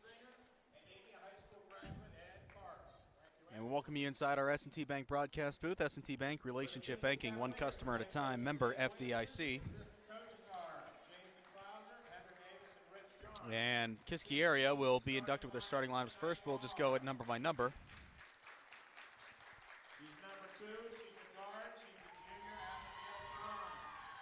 Abigail Johns will round out we'll start off the Kiski area lineup. She's a guard. She's a junior. Corey Coleman. Cora Coleman, number 11. She's 21. She's a guard. She's a senior. Lexi Coliani, a senior guard. 25. She's a guard. She's a junior. Emma Peck. Next up is Emma Peck, number 25. She's a sophomore.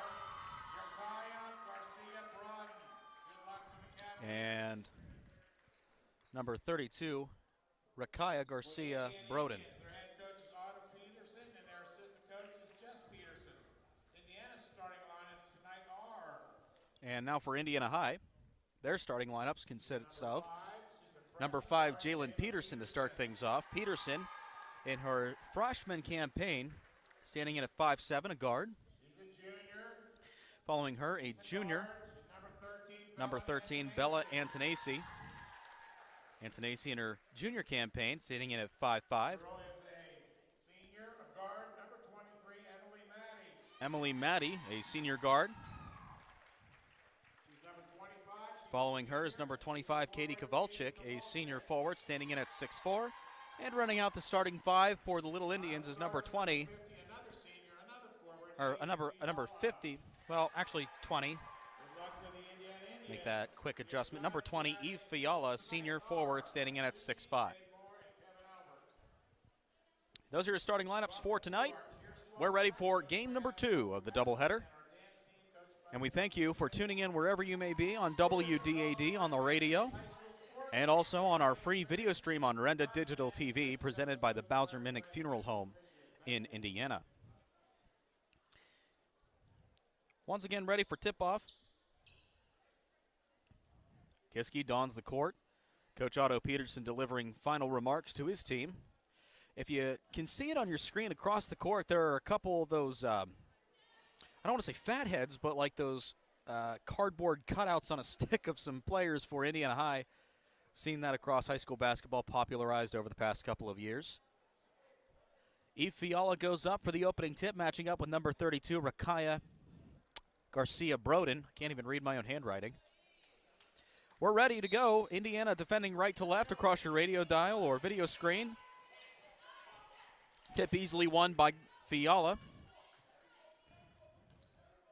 Maddie finds it up, or I'm sorry. Peterson has it on the right side, taking the pass from Maddie.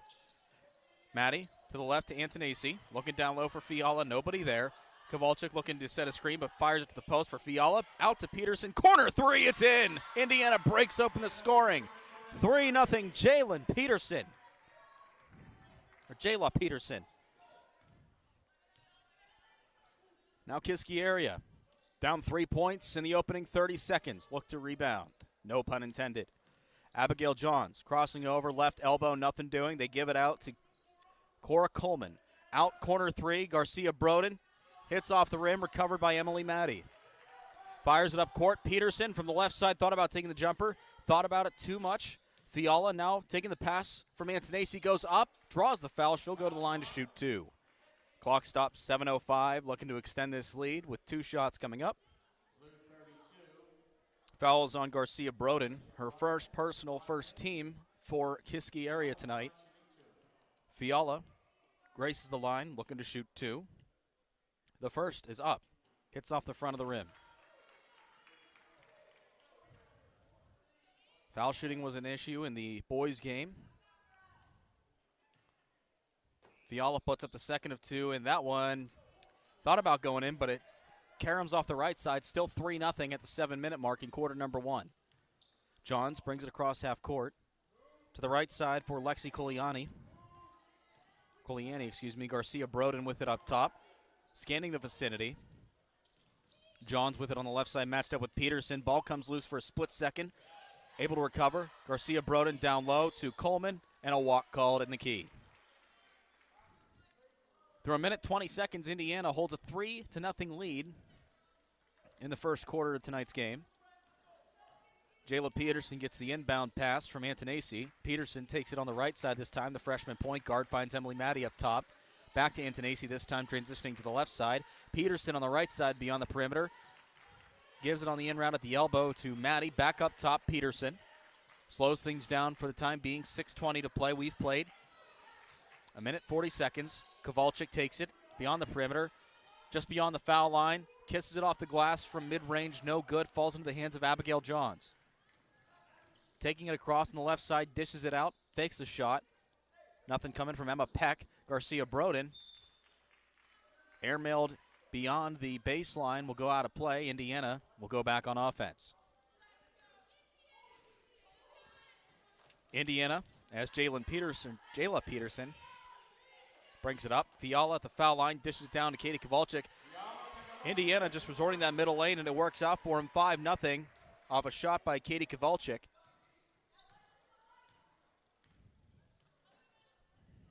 Coleman brings it up. Johns finds it on the left side. Matched up with Peterson. Back up top to Peck. This time working right for Coliani. Fires a three-pointer. No good. High off the glass and rebounded easily at the left elbow by Kowalczyk. Bringing it across the right side. Peterson to Antonesi down low at the left-hand post for Fiala. Dishes it out to Maddie. Thought about taking it. She'll drive toward the middle. Antonesi mid-range J from the left side up and in. 7-0 Indiana. Complete script flipped. Kiski area was the one with a monstrous run to start the game in the boys' game. Now Indiana on a 7-0 run through 3 minutes played. And an offensive foul set on Garcia Broden. That's her second personal at the 5:01 mark. 7-0 Indiana leads. And we're going to see a quick substitution as number 23, Zoe Holm, checks in.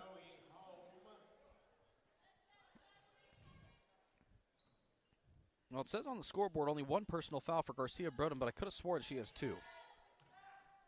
Statistician even approves. Indiana back on the offensive attack. Antonesi on the right side. Back to Peterson up top. Maddie on the left. Back to Peterson. Down to the right post for Fiala. Trailing pass behind Kowalczyk. Antonesi on the right side. Fires back to Peterson. Back to the right post for Fiala. Lays it up. No good. A little too much on that shot. Into the hands of Johns. Kiski back on the transition. Johns with it, or Kaylee Elwood, excuse me, but I think that's actually Abigail Johns. That was 25, Emma Peck on the converted shot. Broken offensive style.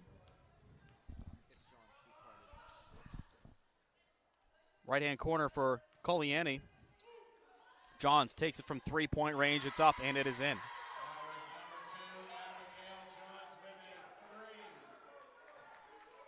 7-5 now. Kiski area fighting back from a 7-0 deficit to bring it within 2. Antonacci brings it across the timeline. Maddie to Kowalczyk. Right-hand hook. It's up and in. 9-5 Indiana. 4 points for Kowalczyk tonight. Your first Commonwealth quick stats. The quick three-point attempt by Peck. It's no good, and into the hands of the forward, Eve Fiala. Bella Antonacci fires to the corner. Katie Kowalczyk, right-hand corner. 3, no good. Scramble for the ball. Antonacci comes down with it. Dribbles out of danger. Able to stop it before the sideline. 3:25 to play in the first quarter.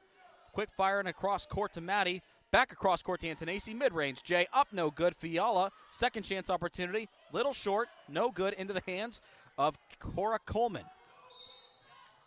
And a travel called by Zoe Holm. And we will have a media timeout at the 3:10 mark in the first quarter. Indiana leads Kiski area 9-5 on an IRMC High School Sports Night from our S&T Bank broadcast booth on WDAD and Renda Digital TV. Whether your goals include college education funding, retirement planning, generating income, or reducing taxes, at Crimson Wealth Management Group, we've got you covered. We make it easy for you to make the right decisions by offering you access to a comprehensive array of investment products and wealth management strategies under one roof. One stop for all your financial needs. Crimson Wealth Management Group is committed to helping you pursue your goals, whatever they may be. Stop in and speak with me, Doug Steve, today. You'll be glad you did. Securities and advisory services offered through LPL Financial, member FINRA SIPC. Sets S&T apart from other financial institutions is that they are visionary. Now, we understand that it is partially about the numbers, but they know it's not just about the numbers. It's about the management team, it's about the strategic and business plan, it's about how the team is going to execute on that. In short, S&T gets it. Quite honestly, we couldn't have done it without S&T.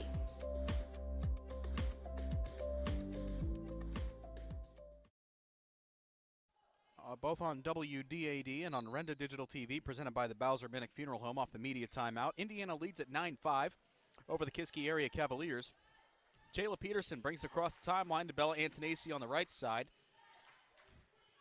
And quickly, Emily Maddie shoots a three-pointer from the left-hand corner, and it's in.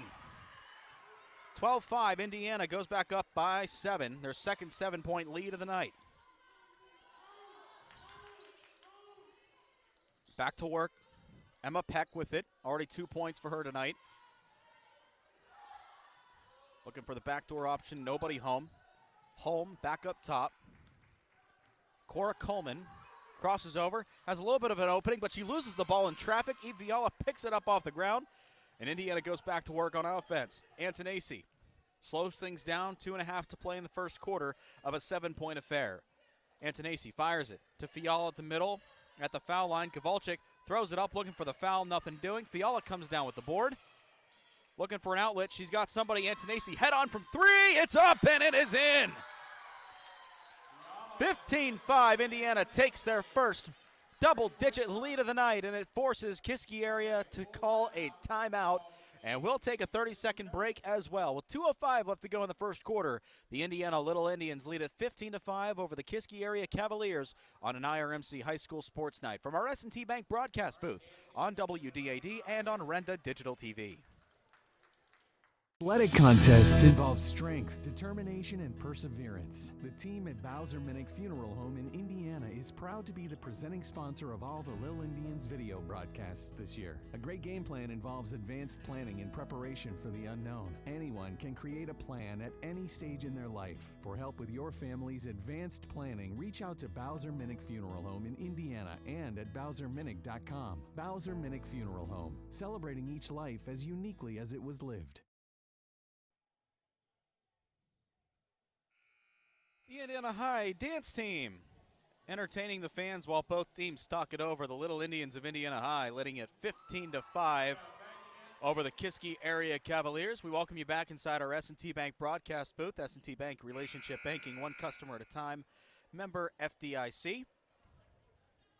Just got a score update from the Indiana High Athletics. The Rifle team unfortunately lost to Trinity tonight by a score of 758 to 23x to Trinity's 800 to 68x, so a close shot. Ava McGarry was the top shooter with a 96-6x. Record 0-3 overall. And we're back here on the hardwood. A minute 57 to go in the first quarter. Indiana with a 10-point lead, 15-5. I'm sure they'd wish a 55-5 early lead. Kiski area, though, looking to close the gap back into single digits as Kuliani dishes it out to Holm, who fires it from three-point range, hits off the front of the rim, and a loose ball, still loose, but recovered by Emma Peck. Holm with it, fires this time to the right side for Lexi Kuliani. A minute and a half to play left in the first period. Abigail Johns trying to put some pressure toward the middle. Quick out pass to the left side corner. No good. Shot attempt by Holm into the hands of Fiala. A minute 14 to play in the opening frame. Antonacci steps back, opts to go to the left side, dishes it to Maddie for three off the left side of the rim. Loose ball and out of bounds on Kiski area. Abigail Johns just picked it up right off the slight bounce. And substitution as number 13, Leah Simondinger is in. Or no, actually it's number 13, Gianna DeVito.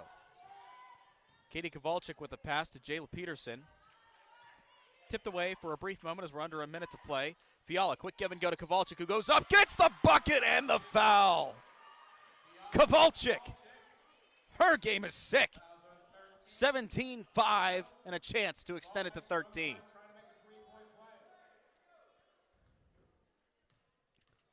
Kowalczyk lines up at the charity stripe, tosses it up, and it's in. A three-point play, good. It's 18-5, Indiana over Kiski area. 48 seconds and counting left in the first quarter. Johns from the right lane pulls up, no good. And that one's recovered, tipped into the hands of Emily Maddie. 37 seconds to play in the first. Bella Antonacci slows things down for the time being. Scans the vicinity, opts to go to the left outlet with Jayla Peterson. Lets them clock wind down a little bit. Peterson just holding on to it. There's got to be a... They're not counting 5 seconds. Defense isn't applying pressure. They're just letting it go. Smart move by Peterson. Kowalczyk up with the right elbow to Fiala. Quick transition on offense. Circles the rim and in. Fiala 20-5. Quick pressure. 1 second left. No shot. And that brings us to the end of the first quarter. Indiana takes a 20-5 commanding lead over Kiski area. We'll be right back with the second quarter here on an IRMC High School Sports Night from our S&T Bank broadcast booth. Indiana basketball on WDAD and Renda Digital TV. At IRMC, we have all of the necessary pieces in place to perform complex operations, including highly skilled and specially trained surgeons, their support team of experts, and advanced technology like the Da Vinci robotic surgical system. As a result, patients spend less time in the hospital, recover faster, and get treated close to home. So there's no reason to puzzle over where you should get your surgical care. The answer is right here at IRMC.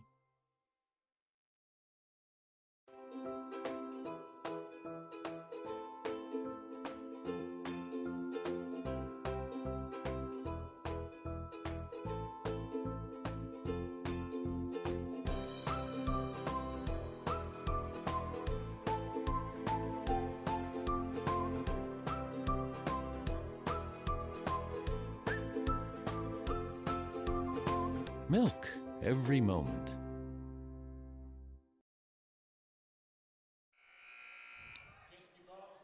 After an exciting first period, the Indiana High Little Indians look to extend their lead. They lead it by 15, 20-5, the score after one. Here along 5th Street. Kiski area will start things off offensively. Only 5 points to show for it. Coming off a 2-pointer by Emma Peck and then a 3-point shot by Abigail Johns. Speaking of, Johns has it on the left side. Crosses over to the right, takes a screen set by her teammate Coleman. Coliani on the right side, up top. Garcia Broden re-enters here in the second quarter. Gives it off to Coliani.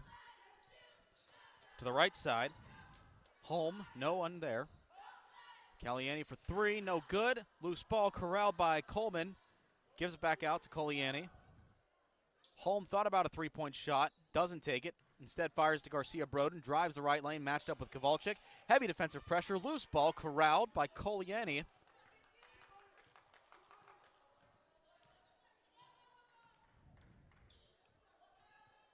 Cora Coleman pops up with a long range two. It's up and it is in.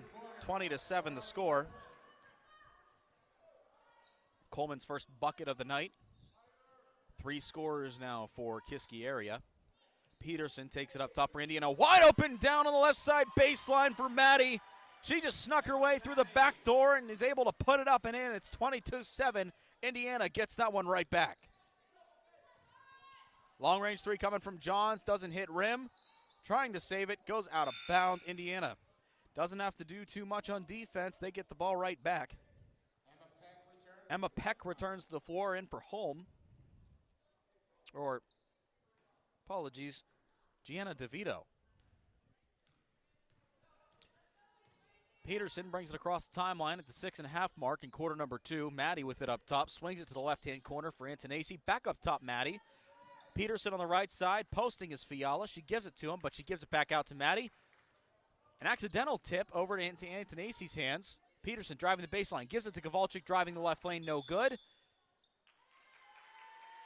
And a walk called on Indiana. I think that's the first walk I've seen where the ball wasn't in anybody's hands. Here we go, 6:08 to play in the half, 22-7 Indiana leads Kiski area. To the left side, John swings it, Garcia Broden, left side posting up, and a defensive foul called on Bella Antonacci. That's Indiana's first team foul of the half. They went an entire quarter plus 2 minutes without committing a foul. That's pretty remarkable. Eve Fiala checks out, and onto the floor for Indiana, number 33, Cassandra Boyer.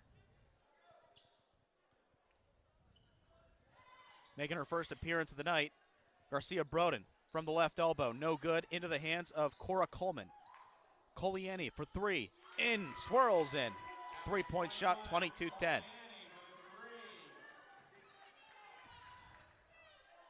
Indiana trying to make quick work. Peterson fakes the pass, gives it up top to Maddie.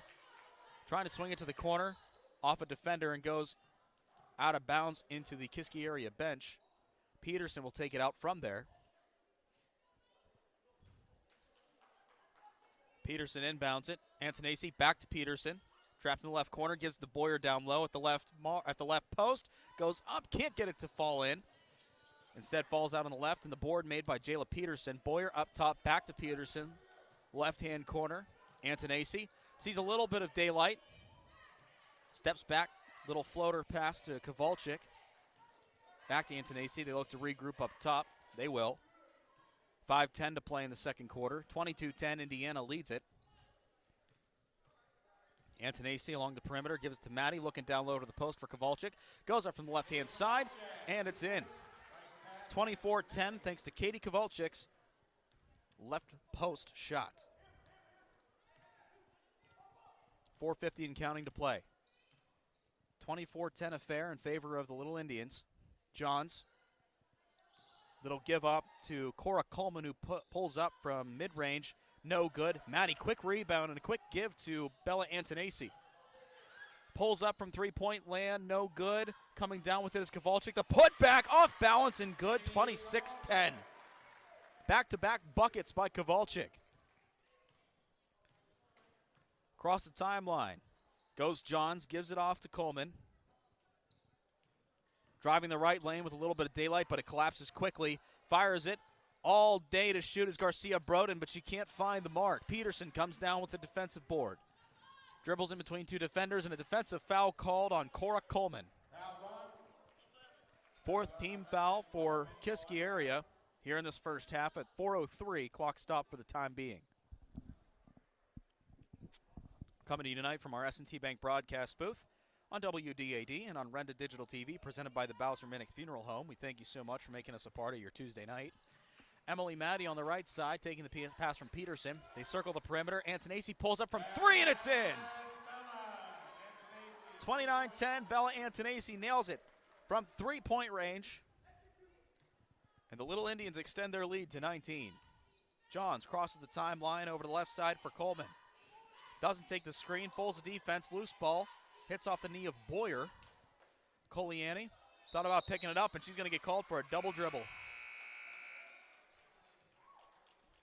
And Katie Kowalczyk will head across the half-court mark, but not before we have a media timeout. 3:30 to go in quarter number 2. The Indiana Little Indians leading at 29-10 over the Kiski area Cavaliers. Back in 30 seconds on WDAD and Renda Digital TV.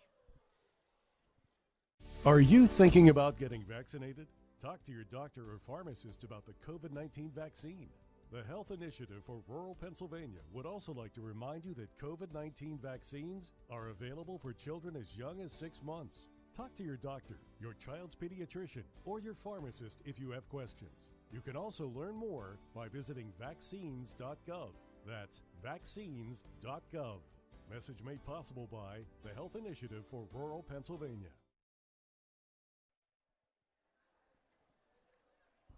As you can see on our Renda Digital TV stream, Coach Otto Peterson talking to his team on their bench in the media timeout. 29-10, the Little Indians lead Kiski area. Take a look at your first Commonwealth quick stats. Leading the way for Indiana High, Katie Kowalczyk with 11 points. Falling in behind her, Bella Antonacci with 8. And Emily Maddie falls in with 5 points tonight. Rebounding-wise, Eve Fiala, 2 points but 4 boards. And Katie Kowalczyk has 2 boards along with Bella Antonacci and Jayla Peterson. Back off the timeout, Antonacci inbounds it to Peterson. Leading scorer for Kiski is Abigail Johns with 3 points. Jayla Peterson looking at the right-hand elbow for Boyer. Passes off to Antonacci. They'll regroup. 3:17 to play in the half. Steps back, long range 2 off the back of the rim. Race for the ball. Maddie able to beat her defender. Comes up with it. Gives Indiana more life on offense. Looking to the corner for Boyer. And loses the ball in traffic. It'll head out. Kiski area prevails on that defensive drive. Eve Fiala returns to the scorer's table. She'll come back in. Boyer has a quick breather. 3 minutes flat and counting. Bringing it across the timeline, Cora Coleman. Coliani to Johns, back to Coleman. Garcia Broden on the right side. Up top, Johns. Looking right. Her lane of traffic cut off. No look pass over to the left side for Emma Peck. Circling the perimeter. Long range 3 coming by Coliani. It's up and off the glass and in. 29-13 off a 3-point shot by Coliani. Indiana back to work on offense. Working quickly on the right side post as Katie Kowalczyk lays it up and in. 31-13. Peterson with the assist. Quick offensive drive. Now lets them regroup on defense. Kills the temporary momentum that Kiski area builds up. 2 minutes left. Garcia Broden has it at the left post. Fires it out. Peck fakes a 3-point shot matched up with Fiala. Gives it off to Coliani. Matched up with Emily Maddie. Taking it on the right side. Fires it up top. Coleman. Nothing doing. Dishes it. Running in the left lane is Abigail Johns. Quick pass and a quick touch up and in. 31-15. Jayla Peterson taking it herself from the right lane, trying to draw the foul, nothing doing. Out of the fingers of Eve Fiala and into the hands of Emma Peck. John slows it down with 1:24 to go in the first half. Johns to the right side, Coliani. Doesn't take the pick, but finds a little bit of daylight on the right side before getting cut off in the corner. Up top, Garcia Broden looking at the left elbow. Got her man in Johns. Contested shot from the left side, up. And she is fouled. She'll go to the line to shoot 2. Clock stopped at 1:04. Fouls on Jayla Peterson. Her first personal. Indiana only 2 team fouls in the first half, both of them coming in the second quarter. Johns' first shot is up, and it is in.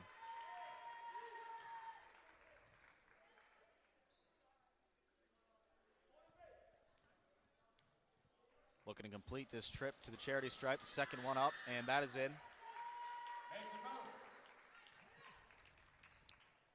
Applying some pressure. Kiski area looking to cut off Indiana, build some momentum. Kowalczyk on the opposite end of the court finds Maddie. Under a minute to play at 52 seconds. Antonacci up top. Fires to the corner for Kowalczyk. Defense collapsed quickly, cuts off a three-point attempt. Kowalczyk, floater pass up top. Antonacci looking down low for Peterson. Hey-oh, out of play. That one just a little too tall for Peterson, and it heads into the stands in the cheerleader booth. Kiski area goes back to work. 36 seconds to play in the second quarter. 31-17, Indiana leads it as we approach the halftime intermission. Abigail Johns with it up top, takes a screen set by her teammate Garcia Broden. Up top once again, Cora Coleman. Changes lanes and a walk called. A little bit of a stutter step, and that turns the ball over.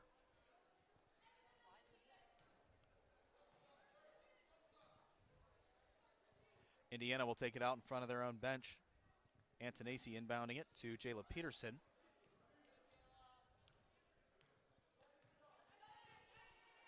"15 seconds to put up some production before halftime. Peterson slows it down, looking to Fiala at the foul line. Back to Peterson, 5 seconds, takes the pick, looking down low for Kowalczyk from the left lane, up, and a contested shot falls in at the last possible moment. Buzzer sounds, and Indiana heads into the halftime break with a 33-17 lead over the Kiski area Cavaliers. Don't go anywhere. Our halftime report is coming up next on WDAD and Renda Digital TV. Athletic contests involve strength, determination, and perseverance. The team at Bowser Minnick Funeral Home in Indiana is proud to be the presenting sponsor of all the Lil Indians video broadcasts this year. A great game plan involves advanced planning and preparation for the unknown. Anyone can create a plan at any stage in their life. For help with your family's advanced planning, reach out to Bowser Minnick Funeral Home in Indiana and at BowserMinnick.com. Bowser Minnick Funeral Home, celebrating each life as uniquely as it was lived. Sets S&T apart from other financial institutions is that they are visionary. Now, we understand that it is partially about the numbers, but they know it's not just about the numbers. It's about the management team, it's about the strategic and business plan, it's about how the team is going to execute on that. In short, S&T gets it. Quite honestly, we couldn't have done it without S&T.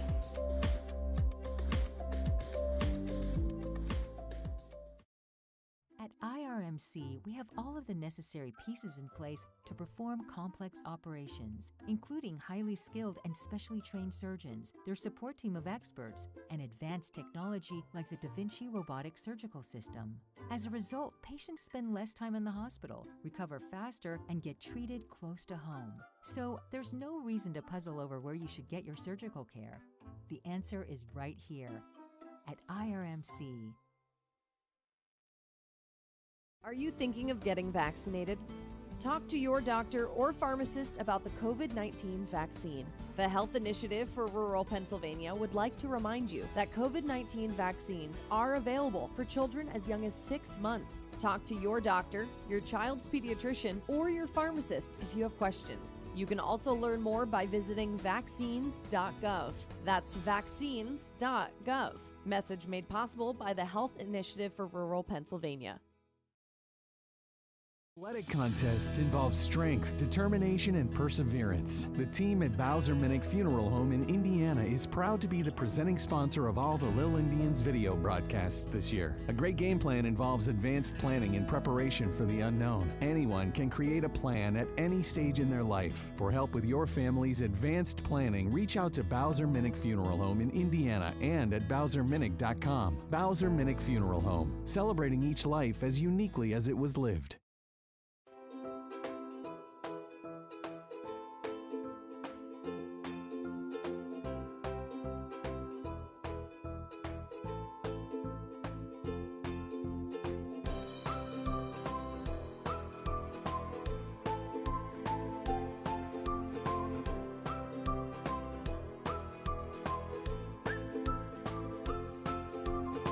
Milk every moment.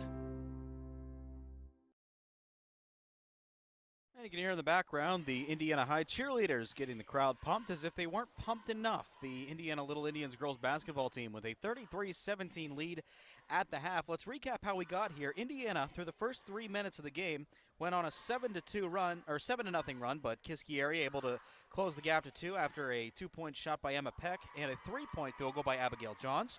Indiana, they went on a tear, literally.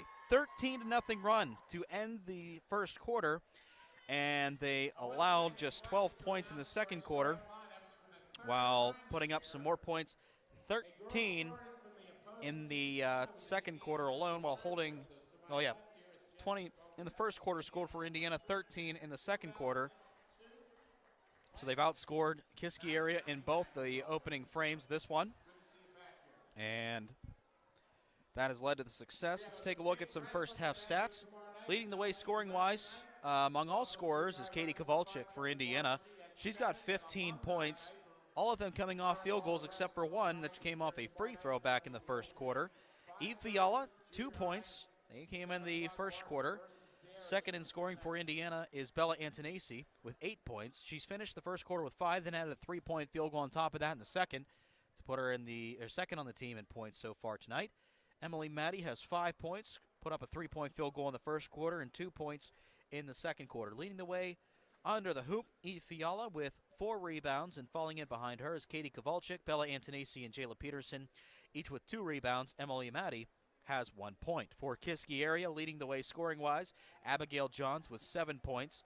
She has scored 3 in the first quarter off a 3-point field goal, then added a regular field goal in the second, and went 2 for 2 from the charity stripe in that frame as well. Following in behind her, Lexi Coliani, 2 3-point field goals in the second quarter, went from 0 to 6 to be second on the team in points. Behind her, tied for third, Cora Coleman and Emma Peck, who each have 2. And leading the way under the hoop, Abigail Johns, 3 rebounds. Cora Coleman has 2, and Emma Peck has 1 rebound for the Kiski area Cavaliers. We'll take a timeout. Third quarter of action coming your way next on an IRMC High School Sports Night from our S&T Bank broadcast booth. S&T Bank is relationship banking, one customer at a time. At the halftime intermission, Indiana leads Kiski area 33-17 on WDAD and Renta Digital TV, presented by the Bowser Minnick Funeral Home. Whether your goals include college education funding, retirement planning, generating income, or reducing taxes, at Crimson Wealth Management Group, we've got you covered. We make it easy for you to make the right decisions by offering you access to a comprehensive array of investment products and wealth management strategies under one roof. One stop for all your financial needs. Crimson Wealth Management Group is committed to helping you pursue your goals, whatever they may be. Stop in and speak with me, Doug Steve, today. You'll be glad you did. Securities and advisory services offered through LPL Financial, member FINRA SIPC. Are you thinking about getting vaccinated? Talk to your doctor or pharmacist about the COVID-19 vaccine. The Health Initiative for Rural Pennsylvania would also like to remind you that COVID-19 vaccines are available for children as young as 6 months. Talk to your doctor, your child's pediatrician, or your pharmacist if you have questions. You can also learn more by visiting vaccines.gov. That's vaccines.gov. Message made possible by the Health Initiative for Rural Pennsylvania. Athletic contests involve strength, determination, and perseverance. The team at Bowser Minnick Funeral Home in Indiana is proud to be the presenting sponsor of all the Lil Indians video broadcasts this year. A great game plan involves advanced planning and preparation for the unknown. Anyone can create a plan at any stage in their life. For help with your family's advanced planning, reach out to Bowser Minnick Funeral Home in Indiana and at BowserMinnick.com. Bowser Minnick Funeral Home, celebrating each life as uniquely as it was lived. At IRMC, we have all of the necessary pieces in place to perform complex operations, including highly skilled and specially trained surgeons, their support team of experts, and advanced technology like the Da Vinci robotic surgical system. As a result, patients spend less time in the hospital, recover faster, and get treated close to home. So there's no reason to puzzle over where you should get your surgical care. The answer is right here at IRMC.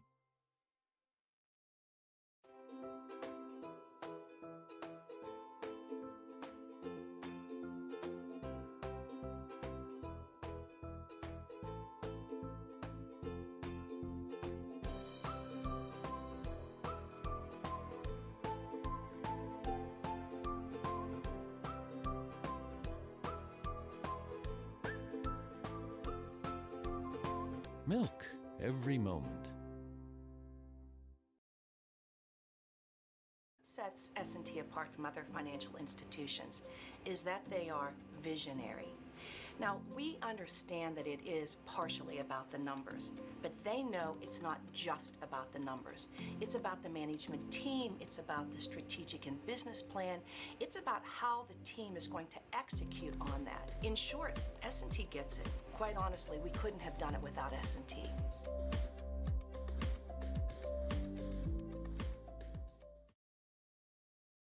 Tonight's game, and we welcome in our friends from Renda Digital TV as well. 33-17, Indiana leads Kiski area after the halftime intermission. This game has just been absolutely flying by. And hey fans, if you want more IRMC high school basketball coverage, we got you covered tomorrow night. Todd Marino will be on the call in girls basketball action as the Purchase Line Red Dragons travel to Penn's Manor in a backyard brawl to take on the Comets. He'll have it for you beginning at 7:15 on our affiliate U92.5 FM. And tonight we will also have Penguins hockey for you. It's going on right now on U92.5 FM. So once you're done here, tune in some Penguins hockey on our affiliate U92.5. And I believe we also have Pitt basketball in the air tonight as they take on Syracuse in an ACC matchup.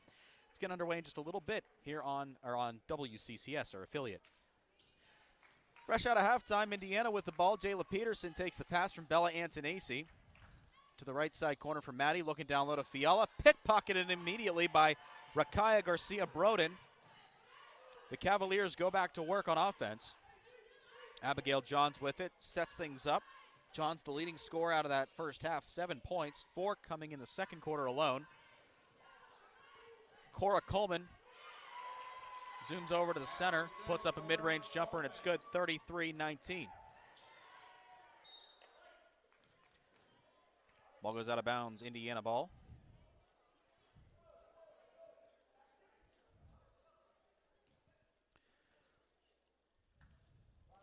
(33-19), 7:20 to go in the third quarter. Just getting started. If you're making your way back,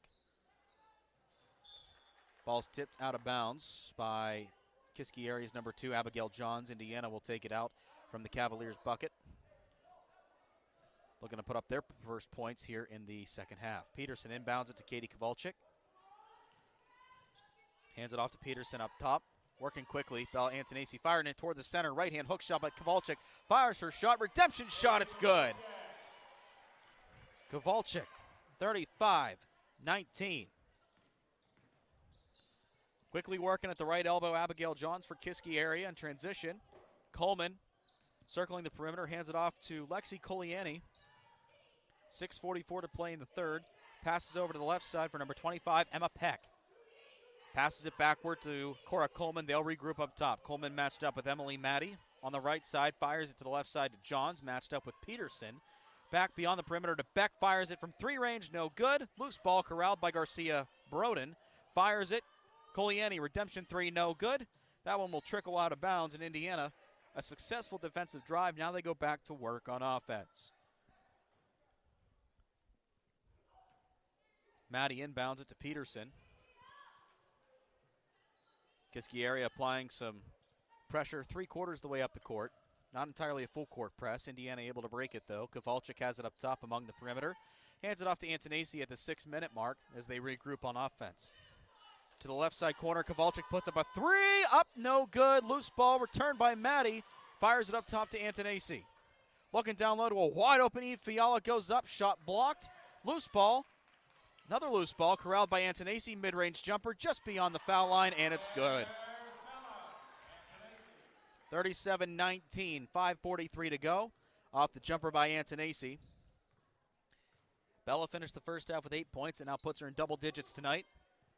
3 ball coming from Cora Coleman, and it's no good. John saves it. Tipped, and they're going to say out of bounds on Katie Kowalczyk. Appreciate the effort that Abigail Johns put into that to keep that offensive possession alive. Inbounding it is Cora Coleman. Johns runs the baseline, but they'll inbound it to the right elbow for Peck. Finds John from 3-point range. No good. Air balls. Loose ball. Corralled by Maddie for Indiana High. In transition offense, Antonacci steps back, slows things down. Swings it down to Fiala, but it's intercepted by Johns, and on the breakaway is Kiski area. It's a 3-on-3 look. Johns takes it herself from the left lane, no good. Maddie comes down with the board. Dribbles out of danger, and Antonisi has it. Tell you what, Maddie has been the epicenter of some pretty good rebounds. Fiala taking the post pass from Kowalczyk. A fader from the right side on the baseline. It's good. 39-19, Indiana extends its lead to 20. Garcia Broden from at the epicenter. Fires it to Peck, to Koliani. Looking low, nobody there. Looking to swing it, nobody there. She'll pass it back out to clear it with Coleman. Doesn't take the screen set by Garcia Broden. Goes up and gets the bucket and gets fouled. Coleman, able to keep her composure.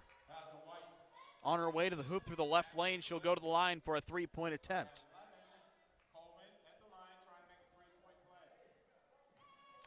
Approaches the line, gets the ball. Fouls on Bella Antonisi, her second personal, team's first. No, shot is no good, 39-21. Indiana goes back to work on offense. Quickly looking in the left-hand lane is Emily Maddie, and she puts it up and in, kisses it off the glass. It's 41-21. Crossing the timeline is Johns. Takes a screen set by Garcia Broden. Steps to her left, takes a three-point shot. It's a fight for the ball between Antonisi and Coleman. Coleman comes down with it. Redemption shot no good. Coming down with the board is Eve Fiala. Under 4 minutes to play in the third quarter. 41-21, Indiana leads it over Kiski area. The right side is Maddie looking low for Fiala on the post. Nobody home. Right side back to Maddie again, looking for Fiala. Garcia Broden playing tight man defense underneath, not allowing Fiala to get some space. Antonisi with it, mid-range jumper coming up. It is no good off the right side of the rim. It's a race for the ball. Two Cavaliers able to collide and keep the ball in play. Johns comes down with the rebound. Coleman fires out. Garcia Broden, long range two. It's in. Nothing but net. That was 32, Garcia Broden.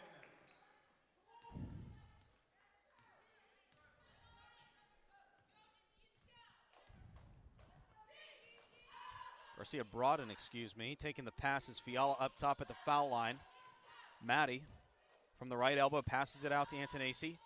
Thought about stepping back and firing it. No good. Loose ball, corralled, and it's going to be a jump ball. Jayla Peterson able to get her hands on it.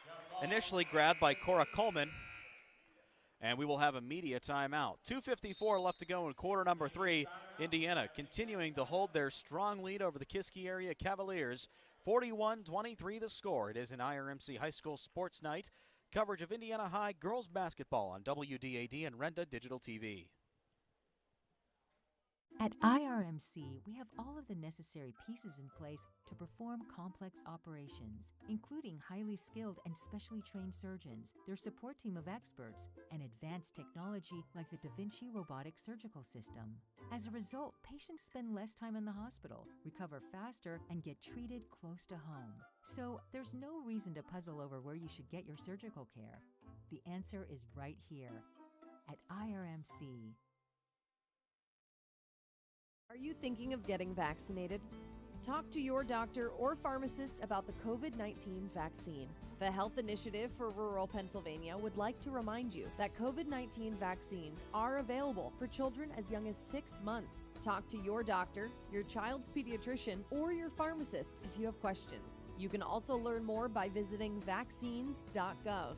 That's vaccines.gov.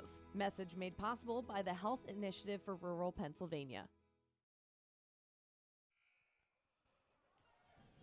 Off the media timeout, 2:54 left to go in the third quarter.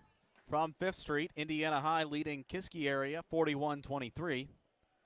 Our second game of a twin bill. Indiana boys falling to Kiski area 70-35 in the first game tonight. Off the timeout, the Cavaliers with it, bringing it across the timeline. Cora Coleman firing it to the right side for Abigail Johns, looking for an open outlet. Takes a couple dribbles before firing to her intended target, Lexi Koliani, but it's sniped away by Emily Maddie. She's having herself a great defensive game. Bella Antonisi brings it across the tie line. Looking for a jumper from the left elbow, no good. Fires it down in the middle post for Eve Fiala. Goes to Katie Kowalczyk, who puts up a shot. Heavily contested. She draws the foul. She'll go to the line to shoot 2. Fouls on number 11, Cora Coleman. Coleman's second personal foul of the game. Kowalczyk at the line. Katie so far 1 for 1 from the charity stripe tonight. Make it 2 for 2.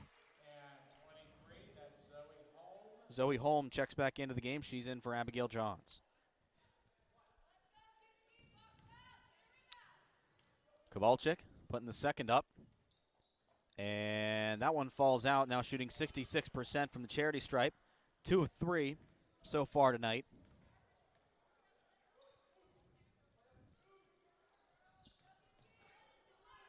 Kiski area goes back to work on their side of the court.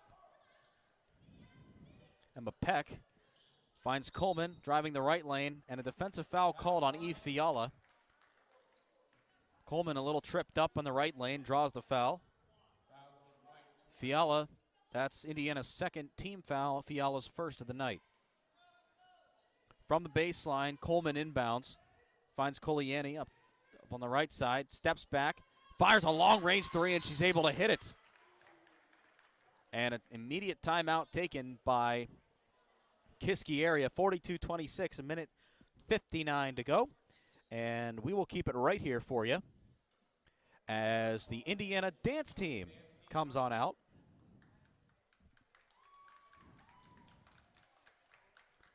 And we'll try to get them on our Renda Digital TV feed here too, as they do their routine. And while they do, 42-26, we'll play catch-up stat-wise. Get you some numbers here on our first Commonwealth Quick Stats. Katie Kowalczyk continues to lead the way for Indiana High, and both teams actually. She's got 18 points tonight. First Commonwealth Quick Stats.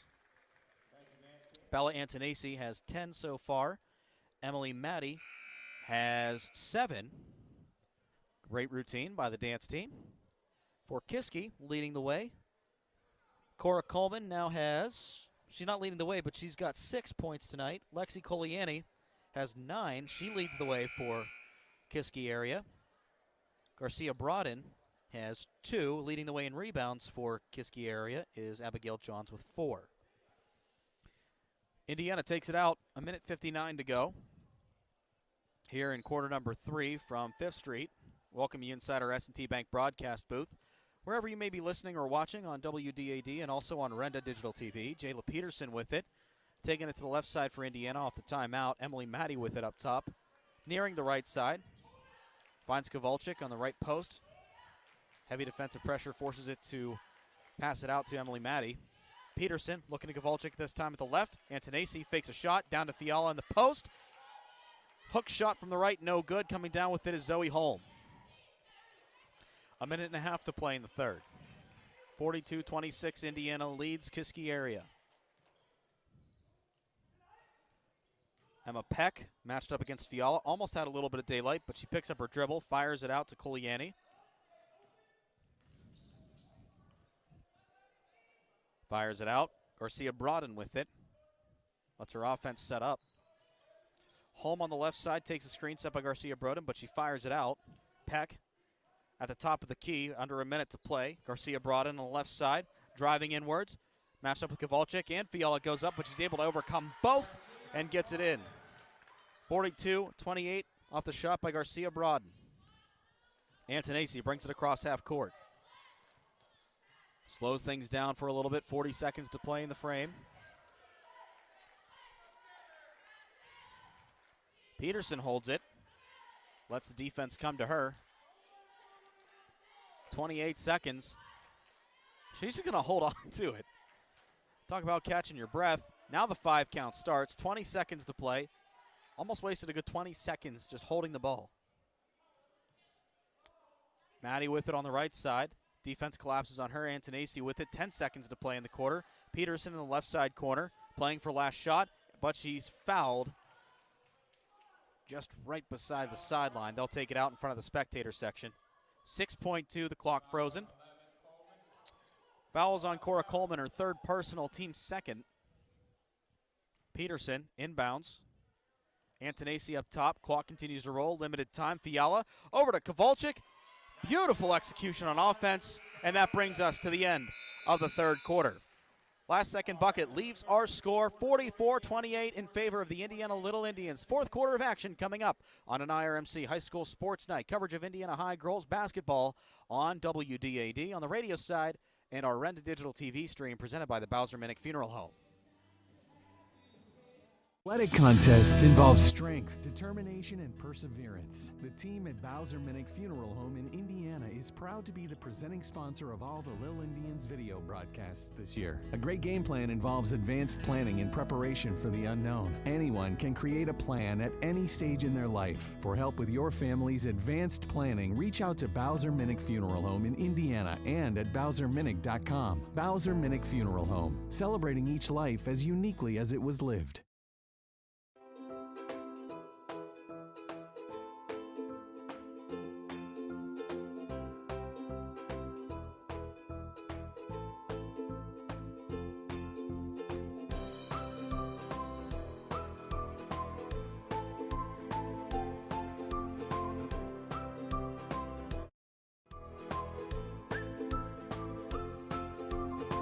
Milk every moment.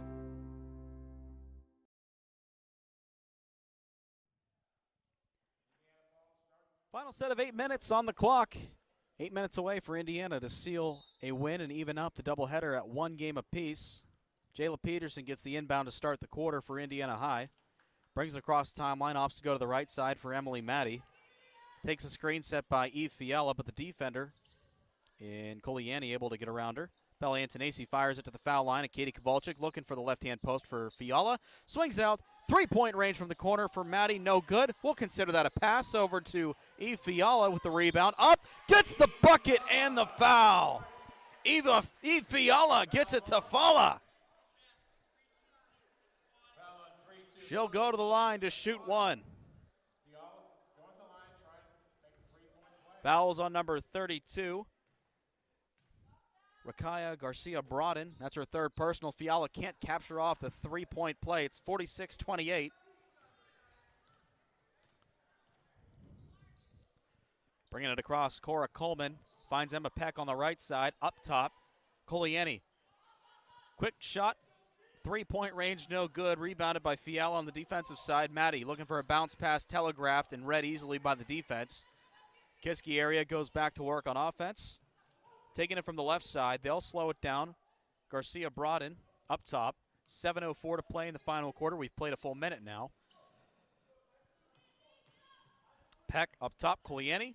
Long range three, no good, off the back of the rim, into the hands of Fiala. Jayla Peterson with it, fires it. Katie Kowalczyk to Fiala. Contested shot, uses the square and gets it to fall in. Fiala has scored 4 of the first points here in the fourth quarter. It's 48-28, a 20-point lead for the Little Indians. 6.5 to play in the game. Coleman up top at the foul line, or just at the top of the key, excuse me. Rakaria Garcia-Brodin up top, matched up with Kowalczyk. Coleman from the foul line, mid-range J, no good. Tipped by Antonacci into the hands of Maddie. Quick transition offense, double teaming on Kowalczyk. And they're going to call a travel on Kowalczyk. Either way, it was going to be a travel or it was going to be a charge. And hitting the deck was Cora Coleman. Gets up a little gingerly, but she's all right. She's going to stay in the game. 6:12 to play in the contest.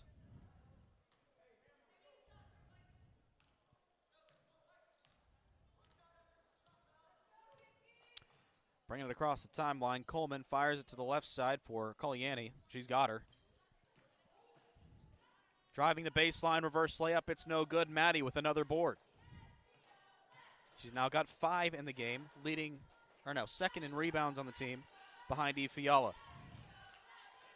Antonacci down to Fiala, takes a dribble, fires it. Peterson driving the right lane, goes up, bucket and foul.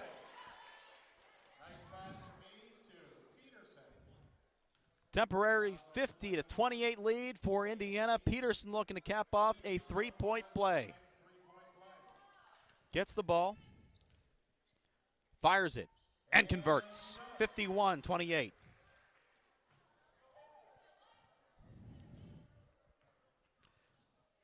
Coleman going to the right side as she crosses half court. Takes it herself, stutter steps, fires to Peck, fakes the shot, drives the lane. Blocked by Eve Fiala. It's a fight for the ball between Kowalczyk and Peck. Jump ball called. Kiski area retains possession as Abigail Johns returns to the floor for Kiski area and for Indiana, Cassandra Boyer. Little under 5.5 to play in regulation. Indiana leads at 51-28. Inbound pass. Goes to Zoe Holm, who finds it from mid-range. 51-30. Indiana with it now on their side. Jayla Peterson takes a double screen. Set by Kowalczyk. Peterson taking the pass from Antonacci, looking for Boyer underneath, and she's going to get tagged with a walk. Throughout the majority of this game, both teams have stuck with their starting five. Boyer, the only sub that Indiana has used tonight, if I'm not mistaken. Kiski has used 2 of their subs. Abigail Johns with it, fires it to Garcia Broaden for 3, and she converts. 51-33.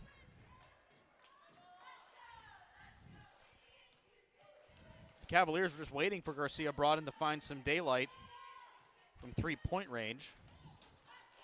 Antonacci finds Peterson on the right side.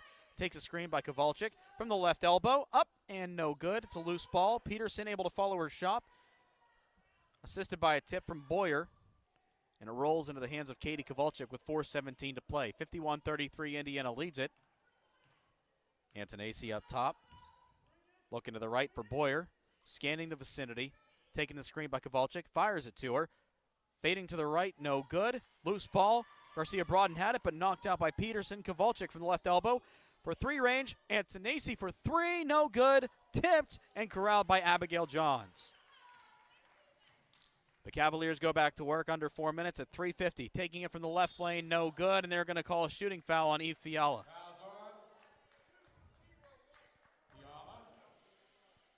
Third team foul for Indiana tonight. Second personal for Eve Fiala.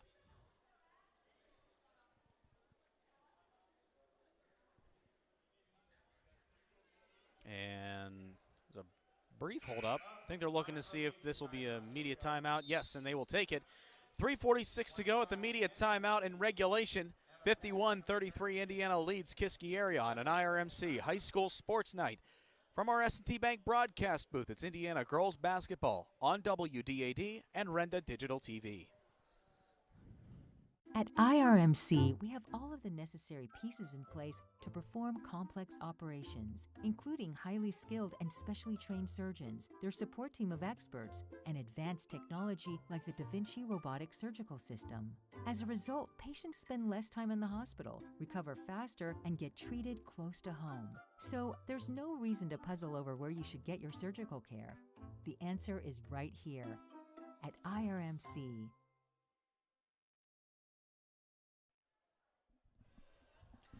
And welcoming back to 5th Street inside our S&T Bank broadcast booth, the Indiana High Little Indians winning 51-33 with 3:46 remaining in regulation. Take another moment to thank some of the people that have helped make this broadcast piece together tonight, both on radio and on Renda Digital TV. Garrett Clark has been our studio engineer all night long in the WDAD studios. He's done a fantastic job as always.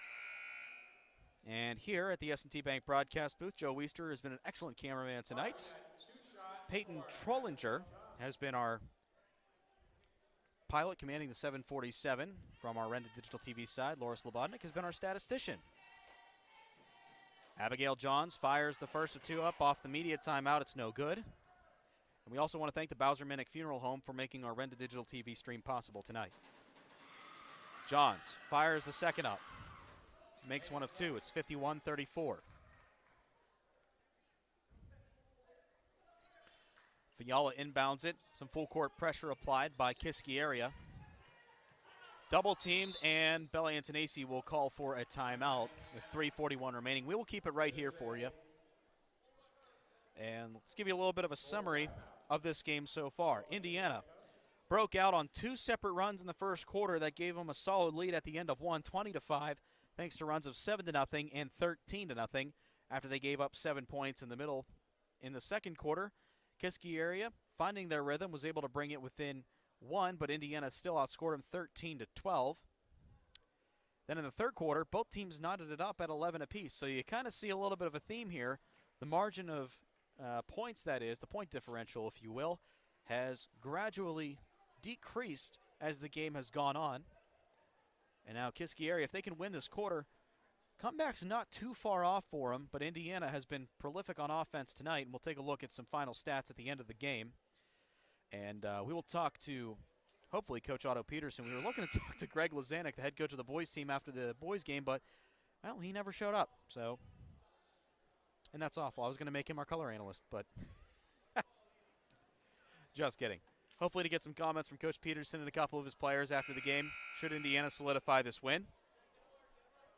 Indiana first to break the timeout. You know, and thanking all the people that have made this broadcast possible, we left out one important person. You, the listener and or viewer. You are what helped fuel our broadcast, both on radio and Renda Digital TV. So we thank you so much for our support and support of high school athletics. Off the timeout, Cassandra Boyer inbounds the ball to Jayla Peterson. Katie Kowalczyk looking for an over-the-head pass, tip, but back into her hands. Swings it out to Antonacci. Defense quickly catches on, doesn't allow her an open three opportunity. 3:26 to play in the game, 51-34 Indiana leads.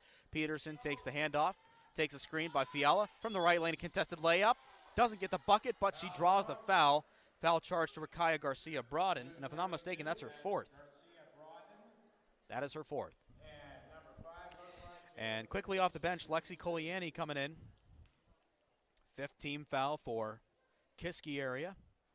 First of two free throws, good by Jayla Peterson. Coliani in for number 13, Gianna DeVito. And Emily Maddie returns to the floor for Indiana, in for Cassandra Boyer. Quickly gets rid of the second shot, and it's good. Perfect trip by Peterson. It's 53-34, 3:15 to go.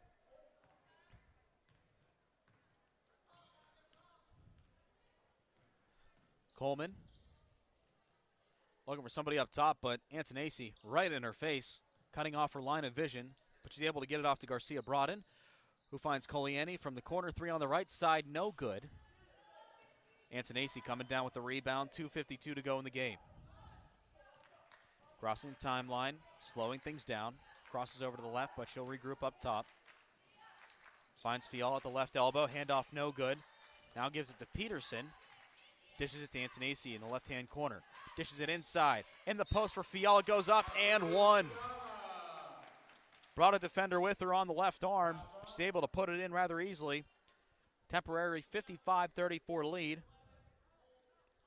Fouls on number 11, Cora Coleman. That's her fourth. Second Cavalier with 4 fouls tonight. Fiala looking to cap off a three-point play. No good off the right side of the rim. 55-34, the score remains.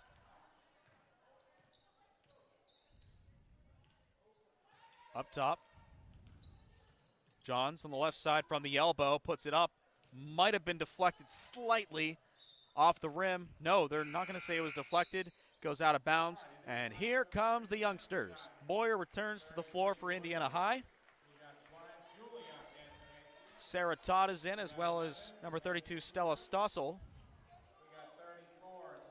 And Lakin Kugler in.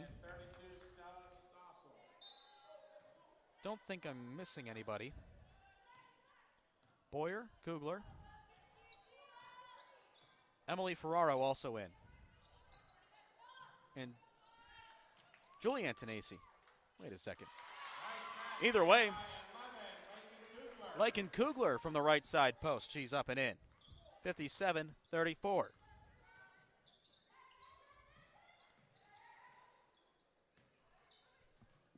Kiski area back to work. Garcia-Broaden goes up. No shot. Defensive foul on the floor.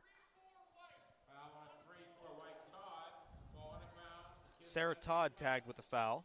Her first personal, Indiana's fourth. Indiana's kept the team fouls to a minimum throughout the entire night.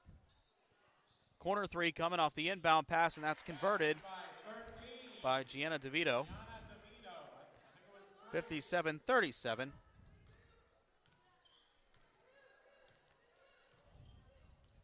With a minute and a half left. Kugler gives it to Julia Antonesi.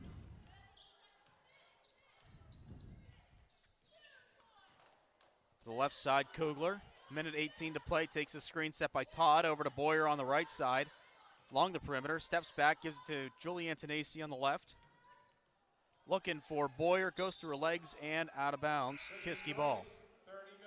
In for the Cavaliers, number 44, Heather Schakowski. And Madison Baker, 44. Madison Baker into the game.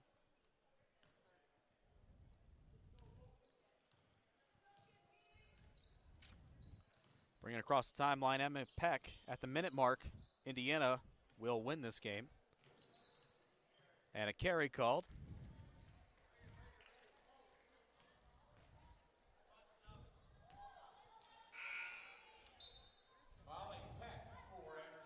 And number 4,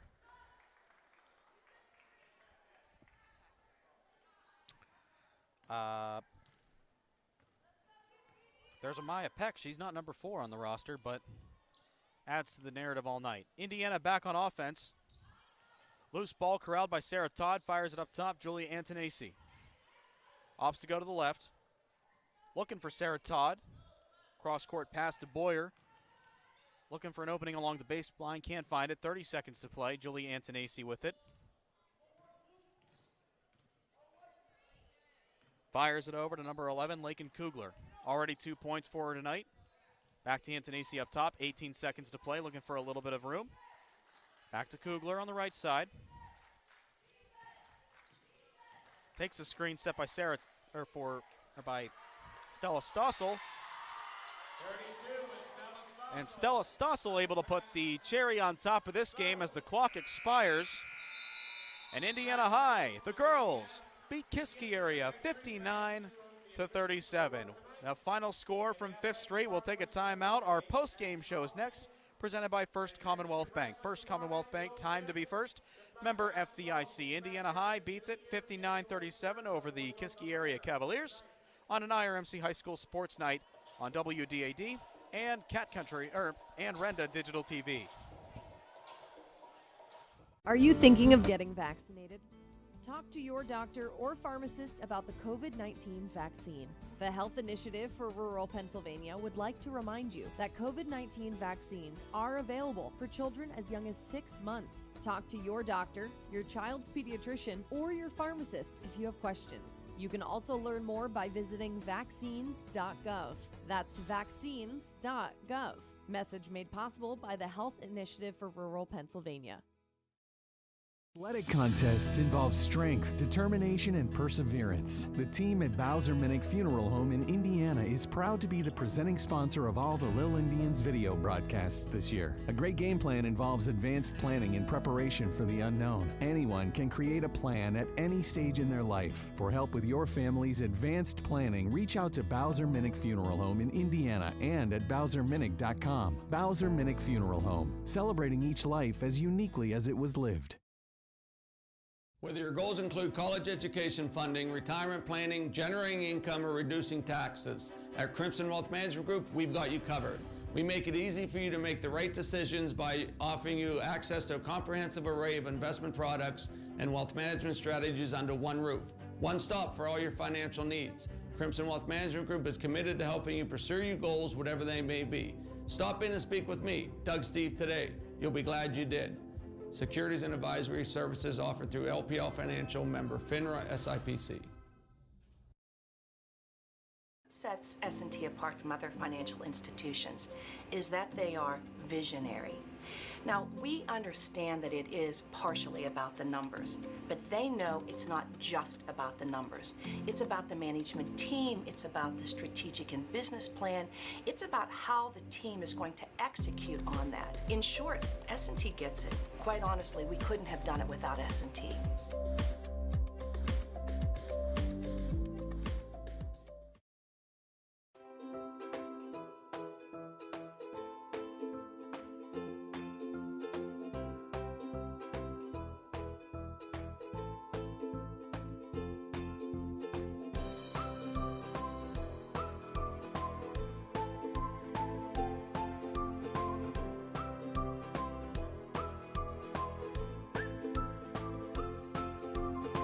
Milk every moment. Back on our post-game show, the Indiana High Little Indians beating the Kiski area Cavaliers 59-37 on our first Commonwealth Bank post-game show. Let's see if we can get Coach Peterson. We can get you up here first. Talking with Coach Otto Peterson and some of his players up here in our broadcast booth. You just want to put that on like last time. And well, Coach, I got to say, a 7-0 run to start off. Then after giving up 7 points, you go on a 13-0 run in the first quarter. I mean, I hate to go back that early in the game, but I think that was the ultimate difference maker in the game. Your thoughts on the win tonight? Yeah, we had a really good start. The girls played defense, blocking out, giving them one shot, and we were passing the ball well. We looked inside, we're outside, and that's a good start. It puts them in a hole right off the bat. And that's something that you've sort of alluded to in the pregame comments is getting off to that early start is critical, especially in games like this as we delve into the season. That's big, especially going forward with these games. Getting that early momentum is something that you truly need to get right out of the gate. Yeah, sure. I mean, that's getting early lead and then holding that lead is tough to do sometimes because everybody makes their runs, but we kept the pedal to the metal. And Kiski area was a very speedy team, but you guys were able to adapt and overcome pretty quickly. And I think, is that something that you sort of teach the players is to adapt quickly and overcome, or is that something that you think that you're just naturally gifted with on the team? Well, we're getting better at that. I mean, that's what we were working on the last couple of weeks is our defense because our forwards are going to have to guard. So they did a pretty good job on that. We held their big scorer, Abby Johns, down. We had great defense on her. And our guards did exactly what they need to do. I mean, they played great defense and blocked out, so they didn't get in any scrap rebounds. Forwards were moving, looking for each other. And the seniors, as a group, did a great job out there on the floor. You brought 3 key performers with you tonight. You got that's our 3 seniors. Eve Fiala behind you, Katie Kowalczyk, and Emily Maddie. If you just want to assess their overall performances tonight individually, I know that it's kind of weird with them standing right there, but with how much they've contributed tonight in different facets, you got to just assess a little bit with what they did tonight. It's funny, as all the years go by, when the seniors get up to that age, they just kind of take control. They don't make too many mistakes, and they just feed off one another. So every one of them, I'm not sure. I can't think of anything they did wrong. I mean, they just played a complete 32 minutes. Yeah, that's all you can really ask for as a coach. And, one of the things that I got to talk about is rebounding. Last thing I'll get off, I'll ask you about before we head off to the players. Rebounding was a key aspect tonight. Emily was a big contributor to that. Eve, obviously, a big part of that, and a lot of really individual contributors as well. Sure. It's getting that, offensive boards and transitioning on offense after the defensive board that I think really helped you guys tonight. Your comments on that? Yeah, well, we've been working on that. The girls can tell you that. We've been working on that. If they don't block out and let somebody get an offensive rebound, we do a little running. So you can't give them 2 shots. You can't give a shooting team, more than 1 possession in a game other than kicking it out of bounds or so. But if you give them more possessions, they're going to have a chance. 3 points adds up quick. So we did a good job on controlling all that and getting them 1 shot and then getting the ball out in transition. I like, Coach. Last thing I'll ask you. Is there anything, you said that there was really nothing wrong tonight. Is there anything you guys can improve upon for next game? Oh, yes. There are lots. I don't have the time to go on that, but there is lots to do, yeah. There's still things we got to work on, our offense and stuff, but we did a good job for tonight. We'll just have to get ready for Hempfield. All right, Coach, thanks so much. Congratulations on the win. You want to hand off the headset to, let's go with Eve first. She's dreading talking, but she looks like a born natural. If you want to step up closer, up back here, pretty much like with me. Our camera's right there. Joe, you might have to aim that camera up a little bit. The size differential here is a little different. But, Eve, a great performance tonight under the board. You didn't show too much in the point column, but you were able to help turn around things on defense by getting you guys back on offense with all the boards that you collected tonight. I just want to get your overall comments on your team's win tonight. I think we did really good. Great execution. Good communication, good passing. We came out with that win. And it builds off another win. Loosen up a little bit, Eve. It's a fun time. You're a star of the game. People want to hear from you. Come off a win against Penn Hills, and then before that, knock, and now you guys extend your winning streak to 3 games. Let me just ask you this. Building that early season success, how important is that for a team like this? For Indiana, it's definitely something we can and continue to do. One last thing I'll ask you, Eve. What are some things that maybe you as a player can build on for next game? Finishing, foul shots, execution. The 3 rules to life. All right, Eve, congratulations on the win. You want to pass off the headset to Katie Kowalczyk. Boy, she got that headset off quicker than she took it. All right, Katie Kowalczyk joining us here on the post-game show as well. And, Katie, you were a big contributor tonight in the points column, 20 points. And I think it goes without saying that I think your teammates really helped you get to that column tonight. Again, I'll ask you your thoughts on the win tonight. Yeah, we have really great passes into the post. We always feed off of each other. The guards have really good post entry, and then Eve and I always work together to get those passes. So. And Eve did a great job underneath, and so did Emily and a couple of your other players. One thing I'll ask you that I asked Coach, how important is it to get those second chance rebounds and also getting those defensive boards as well? It's so important because it just gives more energy off the bench and on the court when you get a rebound or a putback, and it also adds up just in the total points column. Just you'll come out with a win if you have more rebounds than the other team most times. So. Coach Peterson alluded to how much of a shooting team Kiski area was. Talk about this was. I think a win like this really goes into how much you guys have worked hard throughout the past couple of weeks in order to prepare for a game like this, and you guys again adapted to a very quick team. How easy was that to adapt to such a quick shooting team? We've been working on this for the past week and a half, just closing out and getting out on defense. So it was easier this time, but in the past we've struggled, but we did a really good job tonight doing it. Congratulations on the win, Katie. You want to hand the headset off to Emily? We'll get her quick thoughts here. Emily Maddie, welcome to the post-game show. And, I got to say, just from an outsider standpoint, one thing I've noticed, and I feel like I throw this term out a lot, you're like a jackrabbit on the court. You're just everywhere at one time. You, split yourself into 5 different places. A very quick speedster, and you were one of the top rebounders tonight. How is that something you sort of perfected over the years, your rebounding game, or is that just happened coincidentally? You just follow the shots wherever they go, something you've been taught throughout your life? No, for sure. It's definitely been a work in progress. The coaches just stress boxing out and getting a body on someone, and if the ball falls in my hands, so be it. I want to talk about the 2 fellow seniors behind you along with yourself. It's been a long road coming to this point, but now you guys are running a 3-game winning streak, heading into your next game against Hempfield on the road. Tell me how good it feels to sort of just be on this sort of hot streak and how this can really affect you guys in a positive way going forward. I think it gives us a lot of energy. It really, just helps us, work better together, communicate more, things like that. You guys face Hempfield, something that, they've been a challenger over the past couple of years. I'm not going to ask you what to expect from Hempfield, but if anything, what are some things you guys can sort of improve upon for next game against Hempfield to make sure you're at 110%? I think everyone boxing out, finding a person to put a body on, keep working on getting the ball inside, and maybe getting some outside shots as well. Emily, congratulations on the win. Congratulations, everybody, on the win tonight. Best of luck against Hempfield. Unfortunately, we won't be there, but we'll be cheering you on in spirit. And from all of us here, pass along our best to the rest of the team and congratulate them on the win tonight. Thank you. That's Emily Maddie, Katie Kowalczyk, and Eve Fial, along with head coach Otto Peterson of the Indiana Little Indians girls basketball team. They pick up a key 59-37 win over the Kiski area Cavaliers. Take a timeout, come back, wrap things up from 5th Street here on an IRMC High School Sports Night from the S&T Bank broadcast booth on WDAD and Renda Digital TV.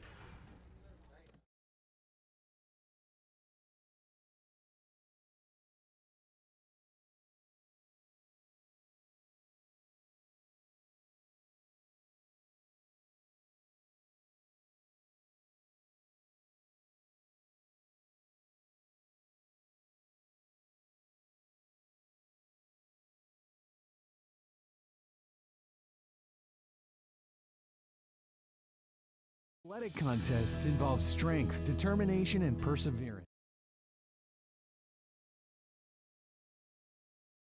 Of all the Lil Indians video broadcasts this year. A great game plan involves advanced planning and preparation for the unknown. Anyone can create a plan at any stage in their life. For help with your family's advanced planning, reach out to Bowser Minnick Funeral Home in Indiana and at BowserMinnick.com. Bowser Minnick Funeral Home, celebrating each life as uniquely as it was lived.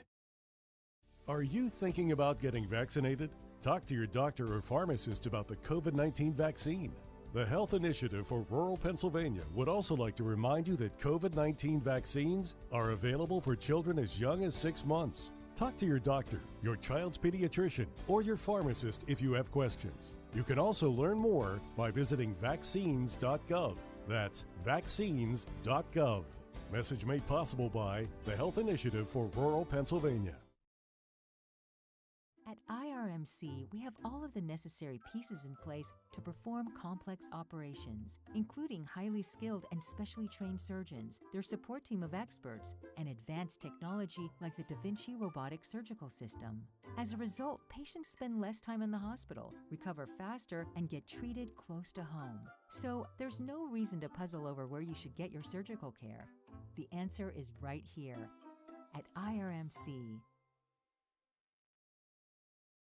Sets S&T apart from other financial institutions is that they are visionary. Post-game show, taking care of some things on Renda Digital TV side of things, and just wrapping things up from 5th Street. We appreciate everybody tuning into our doubleheader tonight, both on WDAD and also on Renda Digital TV. Want to thank some people for helping tonight's broadcast go spectacularly. We want to thank Joe Easter for working the camera both games. We also want to thank Peyton Trollinger for helping us command the 747 on the Renda Digital TV feed. We also want to thank the Bowser Minnick Funeral Home in Indiana for their contributions in supporting high school athletics and allowing these digital streams to continue. Want to thank Garrett Clark back in our WDAD studios for piloting the radio side tonight. He did a great job for both games, as always. We also want to thank Laura Slobodnik, our statistician tonight. She pieced out early. She wants to get home, and I don't blame her. I feel the same way. So we want to thank everybody who's made this broadcast a success tonight. The final score, once again, Indiana beating Kiski area in the second game, 59-37.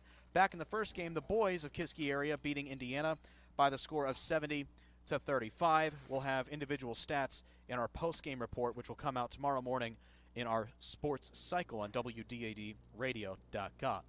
I want to thank everybody who's helped make tonight a possibility and a success. For all of us at Renda Digital TV and WDAD, my name is Jake Slobodnik. Repeating the final scores. In Game 1, the boys of Kiski area beating Indiana High 70-35, and the girls of Indiana High capping off the nightcap with a 59-37 win. From 5th Street, this is Jake Slobodnik saying so long, and this has been a presentation of Renda Media and Digital.